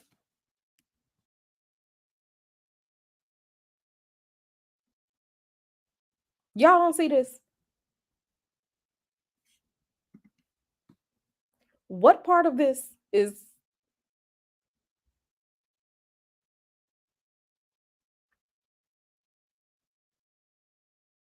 and I'm supposed to believe? Look at the leg touching right there.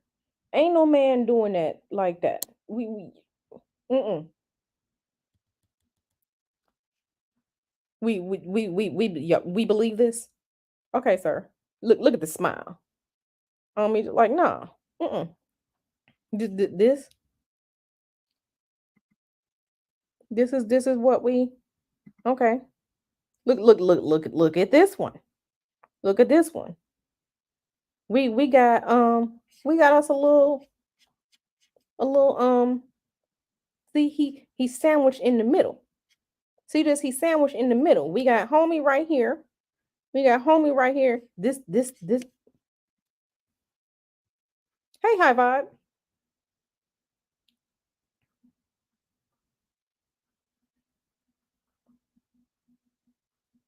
Yeah. Exactly. Exactly.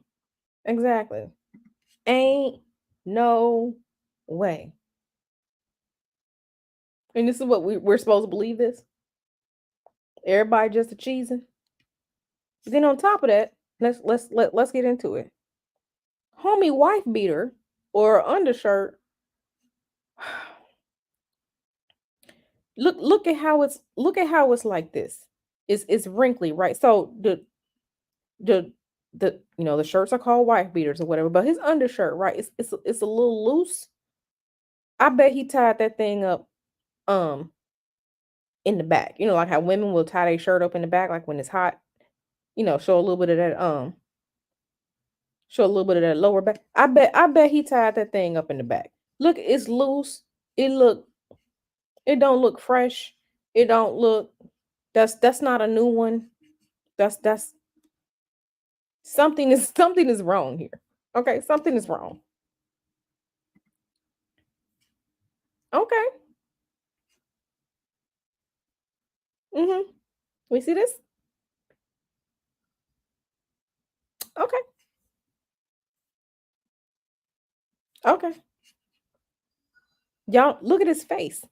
His face doesn't look. I mean, he has a goatee, and I love a goatee on a man, but he that's not heterosexual. His mm-mm. Right. It's not. Right. Right, right. Like this so as soon as I saw these pictures, I was just like, bruh, you can try and you can lie to everybody else. You ain't lying to me. That's uh-huh. Uh-huh. Yeah, he may be a handsome man. He don't want you. He don't want you, girl. He don't want you. He want the eggplant. Liberated Soul Rebel. That's Andrew Gillum. He was a politician out of Florida who got caught in the bussy escapades. So yeah, I can look at his face and I can see that he bussy. I can look at it. It's it's yeah. Yeah, I can look at it and I'm just like, and he thought he was gonna get far. Listen, not like this. Not like this, sir.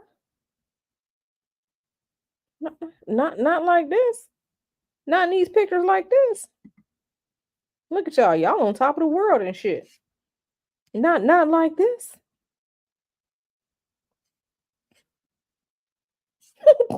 So, ladies, y'all better learn how to discern and pick up on it. If you got some spidey senses, pay attention to it.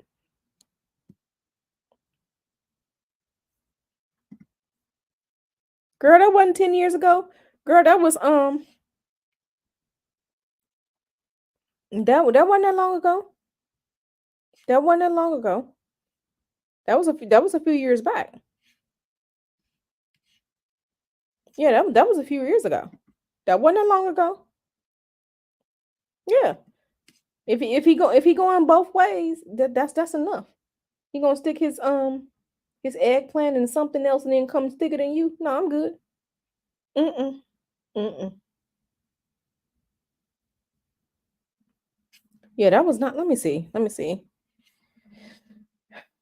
Let me see. Evidence released.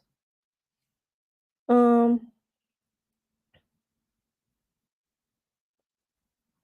let me see. Let's go to this right here. Let's go to this.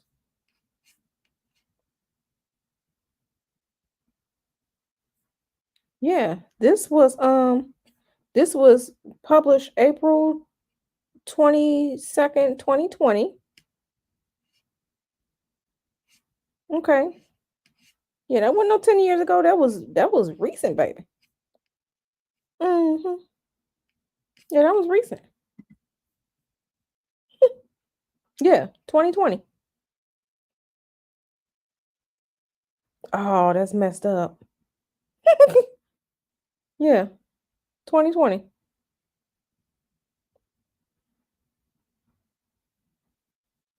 Let me see. This AP News. Let's go to AP News.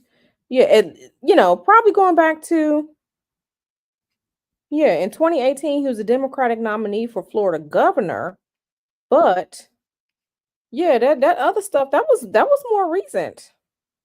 That was more that was more recent. That was not 10 years ago. 10 years ago, I was 30 and I know where I was working at. And honey child, I ain't got no job. So, y'all better listen. Y'all better listen to high vibe. Don't ignore your intuition. If something don't seem right, it's because you better listen to high vibe. She's telling you. You better listen to it.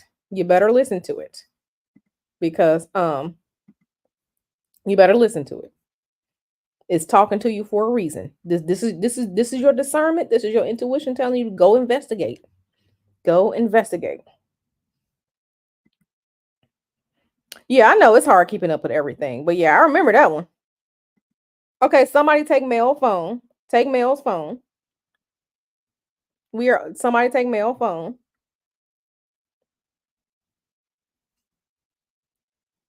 Somebody takes male's phone. Take male phone. So, male, you finna get blocked. You're about to get blocked, sir.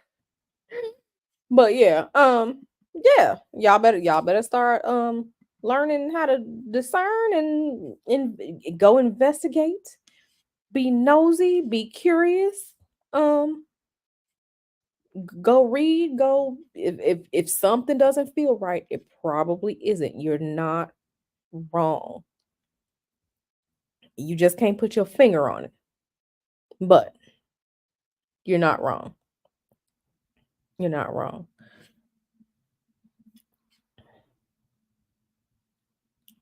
Oh Lord, they getting petty.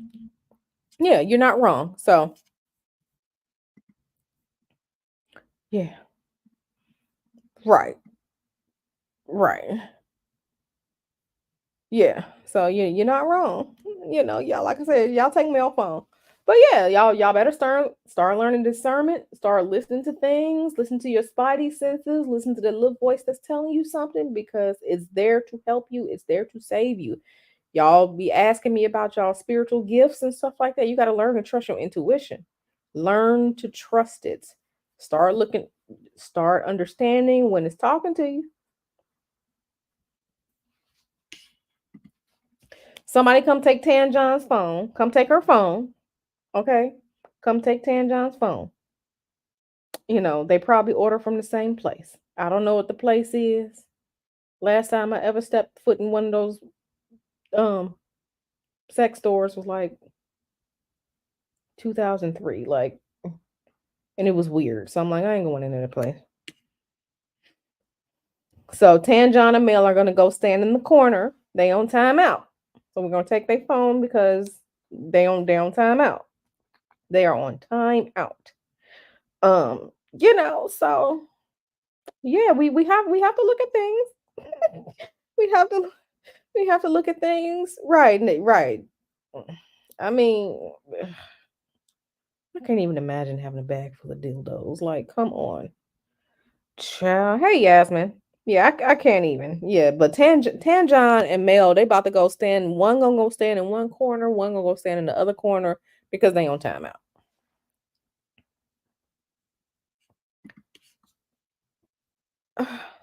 Ma'am.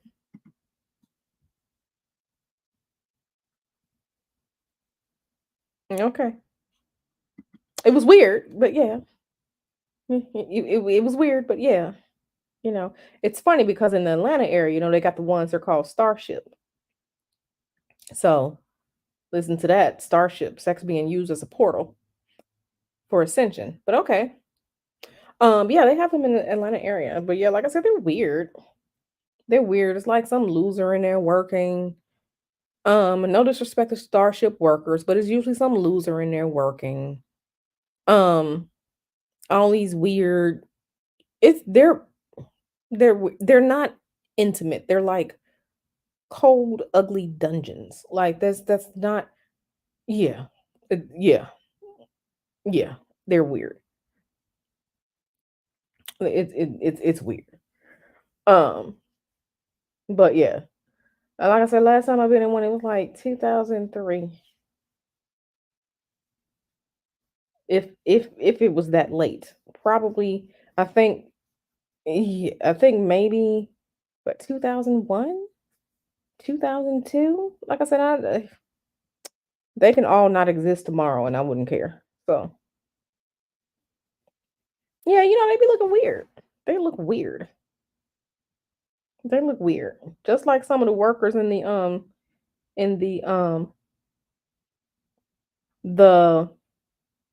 the herbal stores, hint hint, like the herbal stores in Vegas, if you know what I'm talking about. Yeah, some of them people, we went in one just to go see when we were in Vegas for Thanksgiving, but like it's so very sterile. It's weird. The people in there look weird. Um they're just they're it's weird. Like it's weird. Yeah, you can't say certain things or talk about certain things, here on the YouTubes. But it's weird. It's weird. I'm just like, I want to go to this place. Like, yeah, it's weird. And yeah, they're weird. I'm just like, I'm ready to go. But yeah, they're weird. They're usually down some back alley or something like that. Like it's weird. No, girl, I don't smoke. I don't smoke at all. We don't smoke. I don't smoke. I've never done drugs. I don't smoke cigarettes. I have cigars, but I use cigars like in spiritual work. But I don't smoke. I don't even drink. I can't even remember the last time I had an alcoholic beverage. Let me try and think. The last time I had alcohol was um the last time I had an alcoholic beverage was May last year, May 2023. That was the last time I had an alcoholic beverage. No, no, no, it was May. It was May 2023. That's the last time I had alcohol. Nope. No wine. No, I don't. I'm trying to watch my figure. I'm trying to watch my figure, and everyone know alcohol and that with a bunch of carbs. So I'm trying to watch my figure. Okay, I'm trying to be cute. I don't drink. I don't. Yeah, I don't drink. I'm not a drinker. Yeah, I don't drink. I don't smoke. I don't. Cigarettes. I don't. Mm-mm. Nope. She said she like her spirits, especially mezcal. Let me tell you. Now we are liquor collectors. Like every time you all know when you travel internationally, duty free. So yeah, we would go, like when we're going to Cancun, like we get stuff like duty free and stuff like that, and stuff that's only like made there.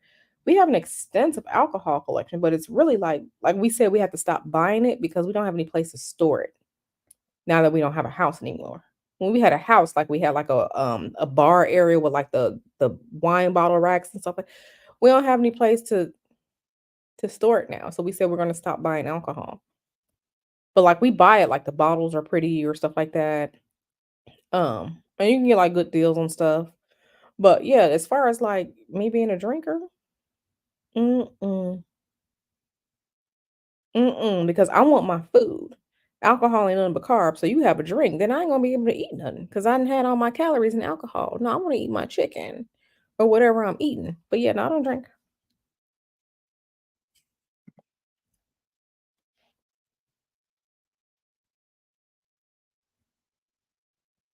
Yeah, that's different. That's medicinal. But, like, alcohol is not medicinal. It's not. It's not medicinal. Um, but yeah, I don't really drink. The only time I would really, really, really drink, I'm talking really, really drink, is like when we go to Cancun. We're out the country, no one knows us there. So our week-long Cancun resort trips, that's when I would drink. That is the time when Q would drink. Um, because when you go to all inclusive, it's all included. So that's when I would drink my pina coladas, If the family goes together, then I remember one year we were all taking shots in the pool. It was great. I had strawberry cheesecake shots. We had small bottles of Ciroc. But that was like 20, when was that? Was that 2020 or 2021 when we went? I can't remember. It was great. Yes, I want, yes. It was great. But that's the only time when I would drink and that's like once a year. Go to Cancun on vacation. Like that's the only time I would drink. No one knows me there. No one knows us there. You know. So that's when we go, and then I have my drink, and then I go back to the room, and that's it.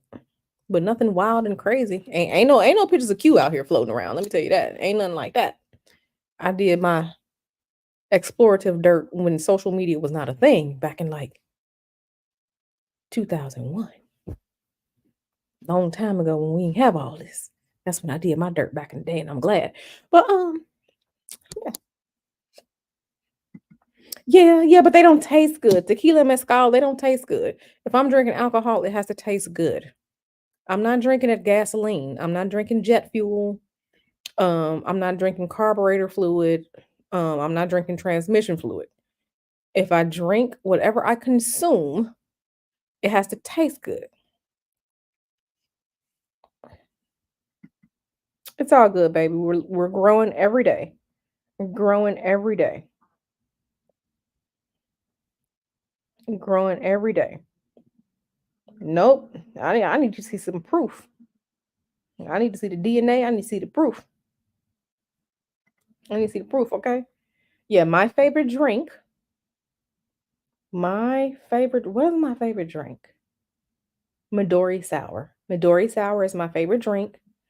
And any bar that says that they are a full bar and I ask for Midori sour and they don't have it, I'm ready to go. They try to give me an amaretto sour. I don't want amaretto. I want Midori sour. Midori is that melon liqueur. It's green. It tastes like green Kool-Aid. So if I'm drinking, it has to taste good. Midori sours taste like green Kool-Aid. They're absolutely delicious. Oh, I ain't dealing with no moonshine. You trying to kill me. Blueberry red wine. Okay. I do like Moscato. It does taste good, but it's sweet. So all of the dry wine, I do not like dry wine because it tastes like trash. It tastes like liquid cardboard.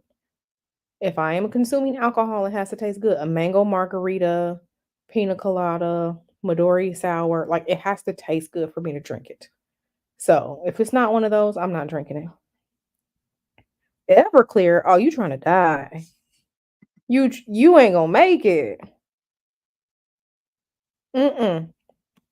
Like people be out here like cranberry and vodka, trash. Like it's trash. First of all, I don't like cranberry juice, so trash plus trash. It has to taste good for me for me to drink it. Mimosas are okay. Mimosas are okay. They're okay, but it's not sweet enough for me because orange juice really isn't that sweet. If you're comparing Kool-Aid to orange juice, the Kool-Aid is sweeter. Like my alcohol has to be so sweet I don't know it's alcohol in it. So yeah, I like the fruity. Give me that's why when that one year when I was taking the shots and stuff in the pool, the strawberry cheesecake shot was absolutely amazing because it tasted just like strawberry cheesecake. That was good. And then we had something else that was green. I don't remember. It was great. It tasted good. But don't give me no, oh, we don't like what did they have? They had bought some peanut butter. I forgot what it was, some peanut butter flavored whiskey or something like that. First of all, whiskey tastes like trash. So I don't want peanut butter flavored trash. I was like, I can taste the peanut butter, but it still tastes like gasoline, so I'm good. Peach and apple moonshine. Nope. See, like I said, my alcohol cannot taste like alcohol. It has to taste like sweet. Love Midori sour. Yeah. Yeah. Midori sour is so good. Like that one bottle it's not expensive, but it's expensive enough. Mhm. Peach apple moonshine. And see, like we had stuff like that, like moonshine, and I don't drink that. Like I said, but we collect it. So we have a couple of containers right now in storage full of liquor because we're collecting stuff. See, I don't drink. I don't like beer. I don't like. It has to taste good. Good moonshine is hard to get a hold of. Okay. I see y'all partaking in spirits. Okay, I see what I'm dealing with. Chocolate martinis. Mm, it's okay. Yeah, the peanut butter, yeah, like I don't yeah, the person who was sampling it was a bartender, so they were just like, "Yeah, it's actually good." So I guess I trust the bartender when they say it, but I'm just like, "Okay, this is trash." But yeah, y'all enjoy the spirits. I see y'all like the spirits. Beer, that's exactly what it is. Some fermented bread. It ain't nothing but wheat, which is hops and stuff like that. Apple pie moonshine. No, all that stuff is trash. What is pretty okay are like the flavored Crucian rums. Now those are good. I'm still not just drinking it, but like to mix it with something. The flavored Crucian rums, like the coconut one is good, the black cherry one is good, but it has to be mixed with something. It still can't just be, just I'm just not drinking straight up alcohol to drink it. Mm-mm. Mm-mm. Apple pie moonshine. See, I gotta watch y'all. I gotta watch y'all. Bumble rum is good. Old rums are delicious mix. Yeah, and last time I had mixed rum like that was what was it, 2019? When I tell y'all I do not drink, I do not drink. And the last time we went on our Cancun excursion, week long resort trip was 2021. Yeah, because in 2022, Mr. Hoodoo had surgery. So we didn't go. Yeah, that was 2021. And the last single drink that I have had myself was May of 2023. So I don't drink it. Coconut rum with Pepsi. Shay said, I'm drinking now. Listen, spike coffee. First of all, coffee tastes like trash. Um, Coffee tastes like trash. I don't drink coffee. I definitely don't like no pumpkin spice. I definitely don't. Oh no, pumpkin spice? This stuff is terrible. Anyone who drinks pure alcohol hates themselves. I'm sorry, it just is what it is. I'm like, you just drinking that? Oh, you were just drinking that? Okay. Might as well do some lines while you at it, since that's how you feel about yourself. Yeah, coffee is trash. Coffee is trash. In the morning, when people used to, when I used to work, oh, you want some coffee, Q? Oh, no, thank you. I don't drink coffee. And they would look at me like, what's wrong with me? I'm drinking my water and I drink tea. So imagine being like when my sister would come to visit me at my house, my sister drank coffee. My brother-in-law drank coffee. So I bought a coffee maker and a coffee bean grinder and coffee beans for them so they can have coffee in the morning. But I don't drink coffee. I don't drink coffee. Mm-mm. Coffee only good when it don't taste like coffee. Exactly. But since it tastes like coffee, it's not good. Hazelnut creamer. I'm good. Right. And but see, I can expend those calories on like a taco.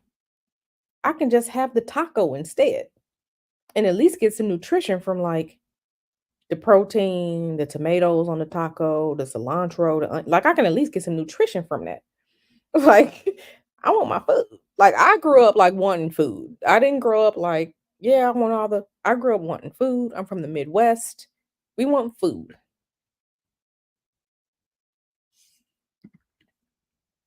Stilettos. Stilettos, honey. Matter of fact, I got a pair of red stiletto booties that Mr. Hoodoo bought for me, and I need to find something to wear them with. They real cute though. They real cute. They like 4-inch red booty stilettos. I need to find something to wear them with. Yeah, I like tea. Now we have a cabinet. We have full of teas. We have chai, peppermint, ginger. We have all kinds of tea. Honey ginseng. echinacea root. We have all kinds of teas. I do drink herbal teas. I do drink those. She said she like Grand Marnier straight. Now I do like some Grand Marnier. If I'm making like, you're making like the margarita, but it has to be a mango margarita. It has to be good, real mango mixed in with that margarita because I love mango. Mango is my favorite fruit next to blueberries. So I need like so Grand Marnier is good like for that. But I want some food. Yeah, what kind of pork tacos? Al pastor, some carnitas, which ones? I love me some pork tacos too. But yeah, my herbal teas, I don't drink them because they taste good. They taste like trash, but at least you're getting some medicinal benefits from it. And it's warm. So yeah, the girl, the herbal tea is medicine. What you talking about? That is medicine. So people be asking me like, why don't you have Cash App? Because I don't like giving no money away.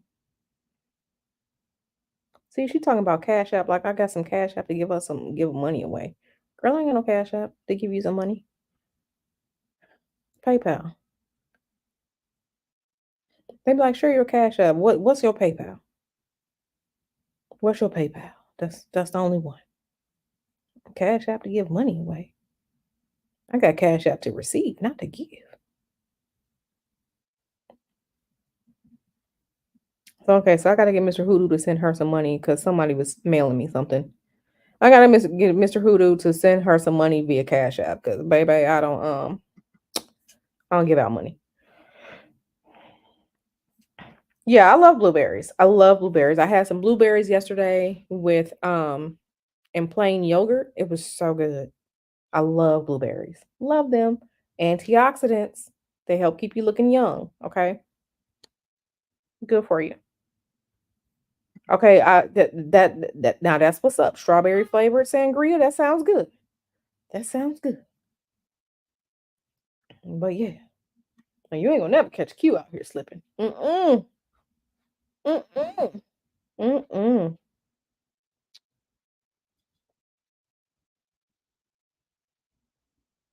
What are you talking about the Douce, the alcohol? What? Okay.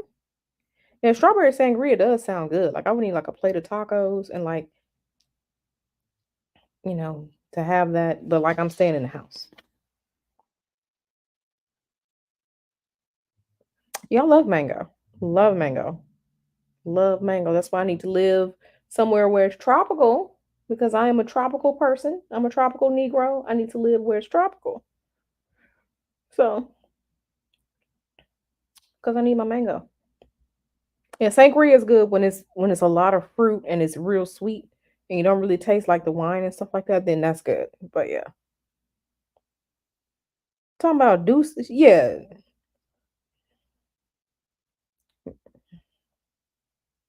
Won't even notice the alcohol. I can always taste the alcohol.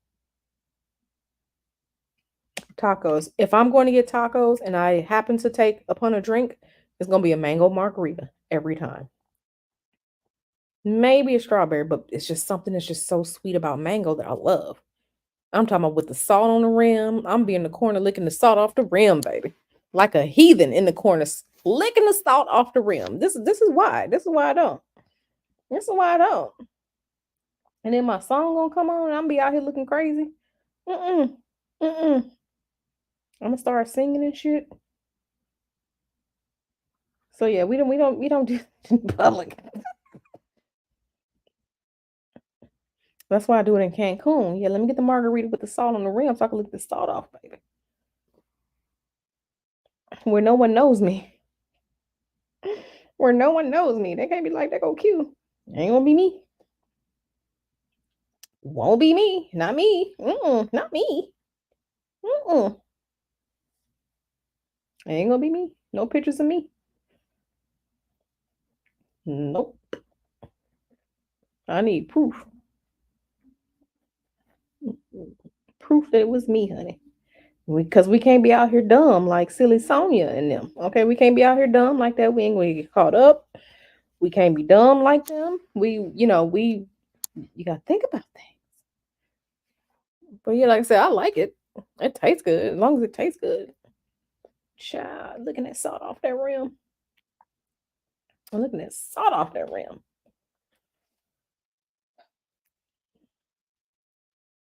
But yeah, I haven't drank since May of last year. Okay, cool. So yeah, it'll probably be a while before I drink. Maybe for my birthday. I'm gonna be 41 this year. Maybe for my birthday, I'll have a drink. You gotta see where Mr. Hoodoo gonna take me. Nope, never like that. Nope, not like that. Silly Sonia out here caught in ultra wide 5000K looking dumb.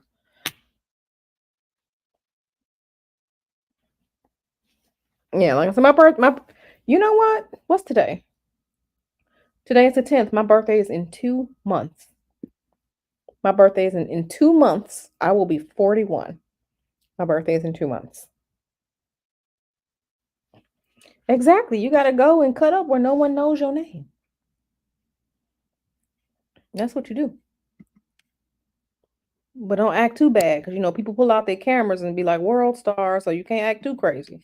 But you go and you know, man, my birthday is in 2 months. 2 months. Wow. 41. 41. Just a blessing to be around because we all know some people in our family and friends, that didn't make it. So blessing to still be here. Yes, I sure am. I am a Pisces. Yes, ma'am.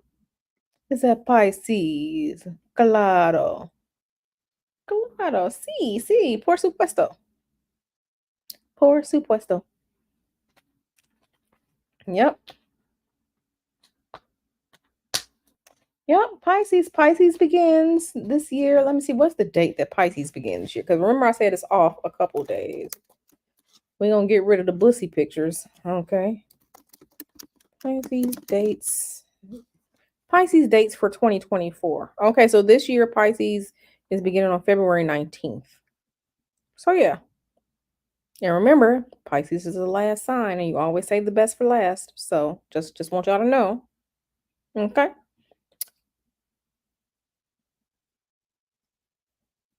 So yeah, it's okay. So they're saying either the 19th or the 20th this year.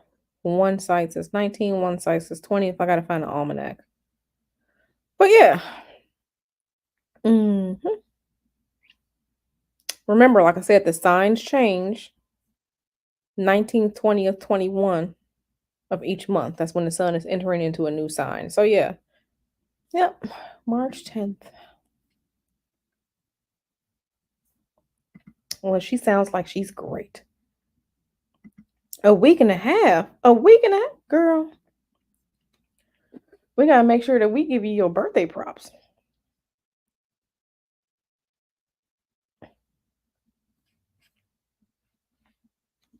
Let's see, what's in a week and a half? Yeah, she on the depending on her day. What day, Shay? What day? Are you Capricorn or Aquarius? Okay, so she's just hitting the Aquarius. She's just hitting it. She's just hitting it. Yeah, Mel sent me so many like little gifts and stuff like that for I gotta review them and see for our membership badges over here on the channel. But yeah, he sent me a few. He sent me a few. Oh, snap. Her birthday is on the 23rd. My mom's birthday is February 23rd. My mother is a Pisces. I'm a Pisces. My father was a Taurus. My husband is a Taurus. So, a Pisces and Taurus connection. It works. Yeah, Mel sent me a bunch of stuff. Yeah, Mel sent me a bunch of stuff. Appreciate you, Mel, for sending me that, for taking the time to do that. I guess tonight I'm not ordering out this rainstorm, not playing. Girl, just be careful. Be careful. Be careful. Be careful. So, yeah. When it comes time, well, yeah, the great earthly men, listen, they be about their money. They're family oriented. They like luxury and good food. I'm here for it. I'm here for it. If you know your astrology, Venus is exalted in Pisces. Venus is also the ruler of Taurus. So that's why it works.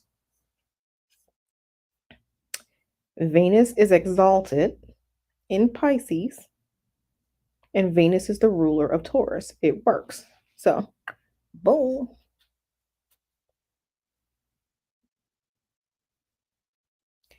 Girl, when you find a lover, it should be picked off of how it works. Does the relationship work? I mean, I know like a lot of this is, we get into the woo over here, the esoteric and stuff like that. But sometimes you wouldn't even think that opposites attract. You wouldn't even think that. So, somebody may be in a sign that's at a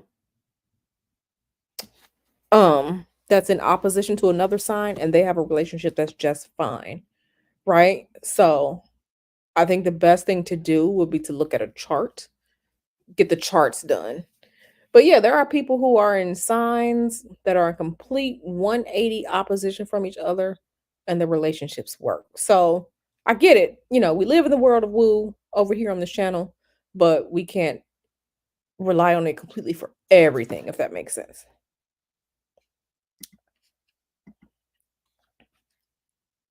Well, I like to eat goat.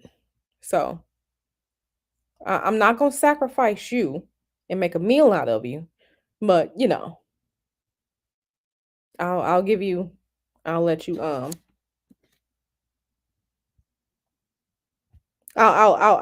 let you have it for like another week and a half.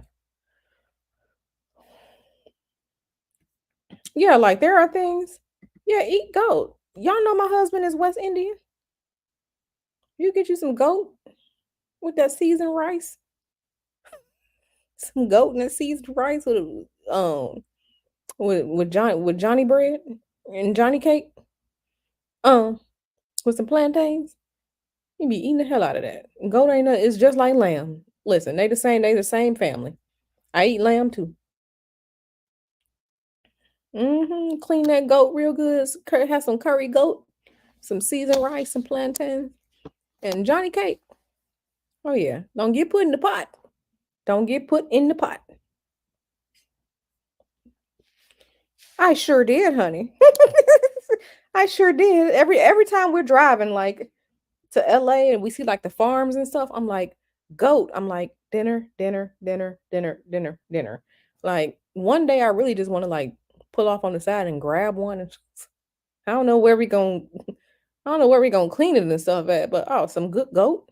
Oh yeah, West Indian. Oh yeah. Some curry goat or goat roti. Like I said, Mr. Hoodoo is West Indian. I'll be eating that good food. Love me some lamb. I love lamb too, honey. Yeah, don't get put in the pot, baby. Well, I'm gonna spare you, but everybody else, you might get put in the pot. Got that good Goya adobo. You know what I'm saying? Cut up some potatoes and corn, potatoes and carrots. Oh yeah, let's get put in that pot real good. Okay. Yeah, yeah, a good roti. A good roti? Child, please. I think I'm going back to Atlanta in March for my sister-in-law's baby shower. So I gotta try and get food out of somebody while I'm there. I gotta go and be fat when I take that trip in March. Uh, I gotta go and be fat. I gotta go get my hair trimmed. I gotta make all the stops real quick while I'm in Atlanta in March. Child. Yeah, that good adobo. That my favorite is the green Goya adobo. It's green. It got the cumin in it. It's the yellow label. It got the green lid. Because some of them is one of them is red, one of them is blue. My favorite one is the green lid on the Goya seasoning, right? Okay. And then you got to get the Badia total seasoning, the Badia, that and season it up. Okay. Seasoned up. So y'all better get y'all seasoning game up and running. Not really. It's not. I've had stuff that's worse. Like Lowry seasoning salt is way worse with the sodium. But I think they have lower sodium adobo now. Yeah, they do have a low sodium Goya. They do have one. It's a light blue um lid on it. It's light blue, like powder blue, kind of like it's like that color. They do have a lower sodium one. But yeah, my favorite is the one with the green lid. When I'm seasoning up for these pork chops, I know everybody don't eat pork. When I'm seasoning my pork chops, I got a little bit of that Badia total seasoning, and then I mix it with my that Cajun seasoning.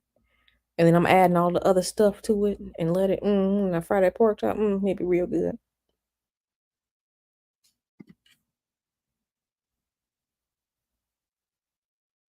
Really? I haven't seen crab patties. But yeah, I know like Jamaican, it's patties, but like um, they have the pate. Um in St. Croix they have the pate. So we go get pate. Love the pate. I will always get a beef one, a good beef one. Yeah, I drink water too. I'm actually behind on my water today. I had 1.5. I gotta get through this second one. I have 48 more ounces of water to drink for today. And then I'll be good.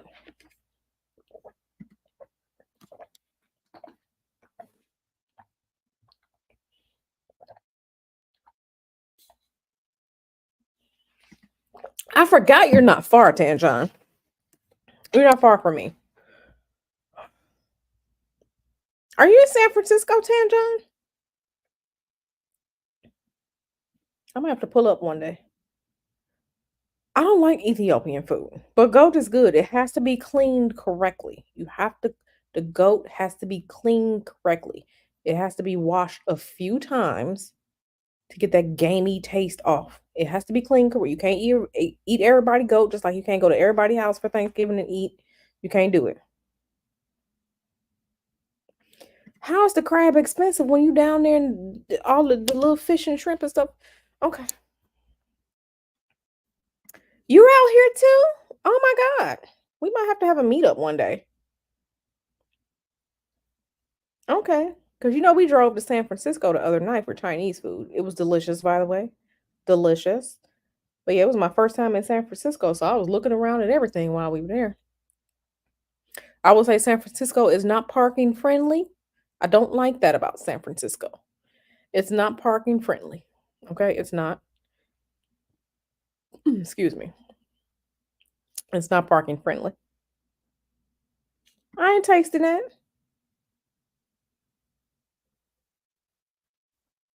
Mhm. Yeah, I used to color my hair with henna. So you mix up the henna. So I would do like the different shades of making it like auburn, reddish brown. And I even color my hair black with henna before too. So henna is a very good natural way to color your hair. It is permanent, but it's gonna strengthen your hair. And you can color your hair too. What you mean? How you all get around, bus? What you talking about? We have cars, ma'am. I'm just saying, like the park, like here in Silicon Valley, you can park like on the streets, like it's free. It's free to park on the streets here in Silicon Valley. Like you don't have to pay. So when we drove 35 minutes north to San Francisco the other night, last weekend for Chinese food, like you can't park like freely. It's like no parking here. It's a load zone. And then, like all the spots that we thought were parking spots were in front of people's garages. So you can't block the garages. So when I went in for the Chinese food, Mr. Hoodoo dropped me off and he sat double parked outside in the car because it wasn't any parking spaces. Like parts of San Francisco look really old, like how old Boston looks, and it's really weird. But here in Silicon Valley, you can park on the streets for free. You can park for free, ain't no paying, and there are usually plenty of parking spots. All the places, the restaurants and stuff like that, like they have the designated parking lots and stuff like that. So it's not a hassle to get to businesses here. In San Francisco, welcome to the rat race. I'll never be without a car. So, but no, we have cars. Oh, y'all in Canada, yeah, crab is expensive. Yeah, I get it. I don't know what they do to goat either. I ain't trying no white people goat. I'm sorry. This, no. She got a parking. Yeah, see, yeah, and I noticed that. So, like in one place, because we went to two Chinese food places because we had to compare the food, right? Because we greedy. So the first place I went into, um, it was cold. So Mr. Hoodoo sat in the restaurant while the food was being cooked, and I went and sat back in the car. Okay, but like the restaurant was next to like this gentleman's club. So I like sit in the car because it was like a clear tollway zone because it literally was nowhere to park. Then the second place that we went to was literally on a corner in a neighborhood residential area, so there was no place to park. I was just like, oh, okay. I'm like, this is stressful already. I don't know. I don't know what that means. Not me. Because here in my apartment, we have assigned parking spaces. But here in Silicon Valley, you can park for free. San Francisco is a completely different animal.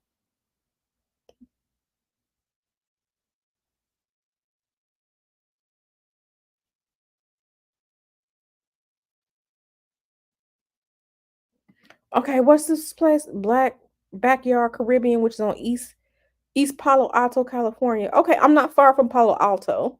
Girl, you gotta give me that address, girl. Oh yeah, no, we have a very, very, very refined food palette. We have a very refined food. We are food snobs. We have a good food palette. We can taste ingredients, something that's missed out, or they should have did something, or they didn't clean the meat, or we can taste that. We have a very refined palate. We are foodies.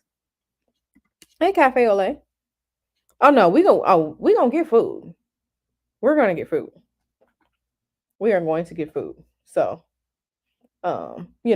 that's us.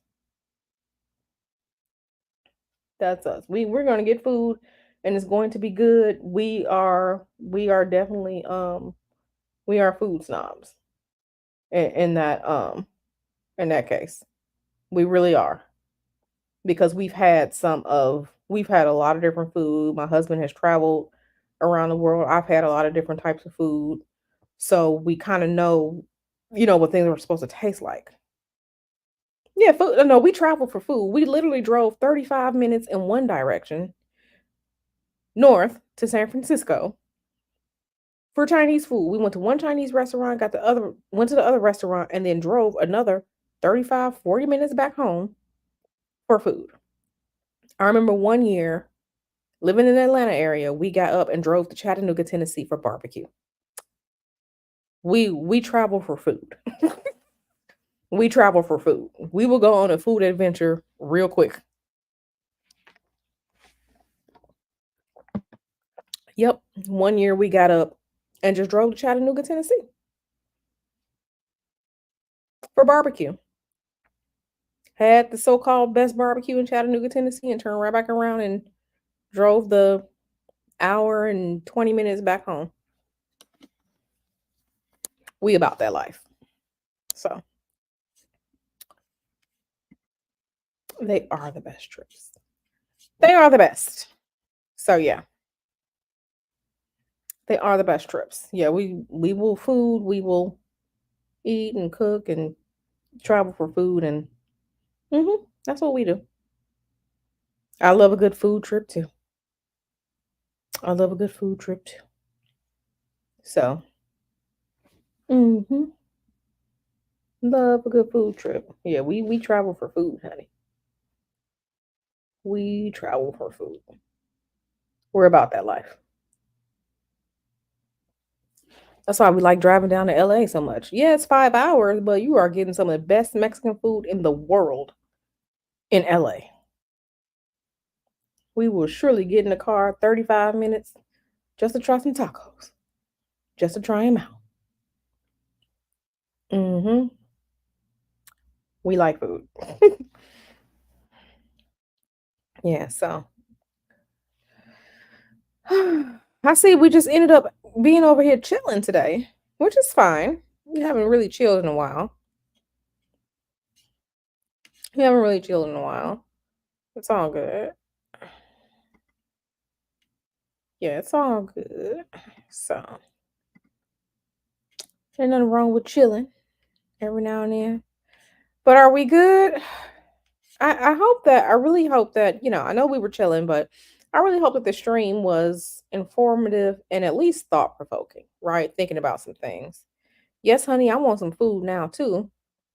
I had my turkey sandwiches earlier today. Had my turkey sandwiches earlier today. Did my 2+ miles earlier this morning, first thing this morning. So yeah, I love a food trip too. But yeah, I'm not gonna eat again until later on tonight. But yeah, but again, I hope that the stream was informative. Please sign up for the class on how to write your petitions if you haven't signed up for the class. It's this Sunday, 3 o'clock p.m. Pacific time. Okay, 3 o'clock p.m. Pacific time this Sunday. Okay, if you want to know how to write your petitions or want to make your petitions better, want to see some real life examples, how you would really do things, some other tips and tricks, this is the class that you want. It's called Writing Wishes, okay? Okay. So tomorrow, what am I going to I'll be back live tomorrow with some type of content. I haven't decided yet. Still writing some things out. Writing some things out. So I'll definitely be back tomorrow. Not sure about Friday, but I'll definitely be back tomorrow. Um, y'all gonna see me. Y'all will see me. And then I'll probably stream Sunday as well, either before the class or probably I'll be streaming Sunday as well before the class. Um, Depending on what's happening Saturday, I'll be live Saturday too. Especially if I'm gonna be here by myself. Y'all gonna have to keep me company and entertain me. Um, but yeah, we're about to start getting into some stuff, the deep esoteric dives again to just I want to share information. I want to make people think about things. Okay. Everything is not black and white. There are many, many shades of things. I want to make people think.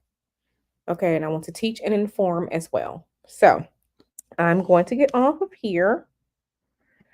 I hope you all enjoyed the stream and that it was informative and thought provoking.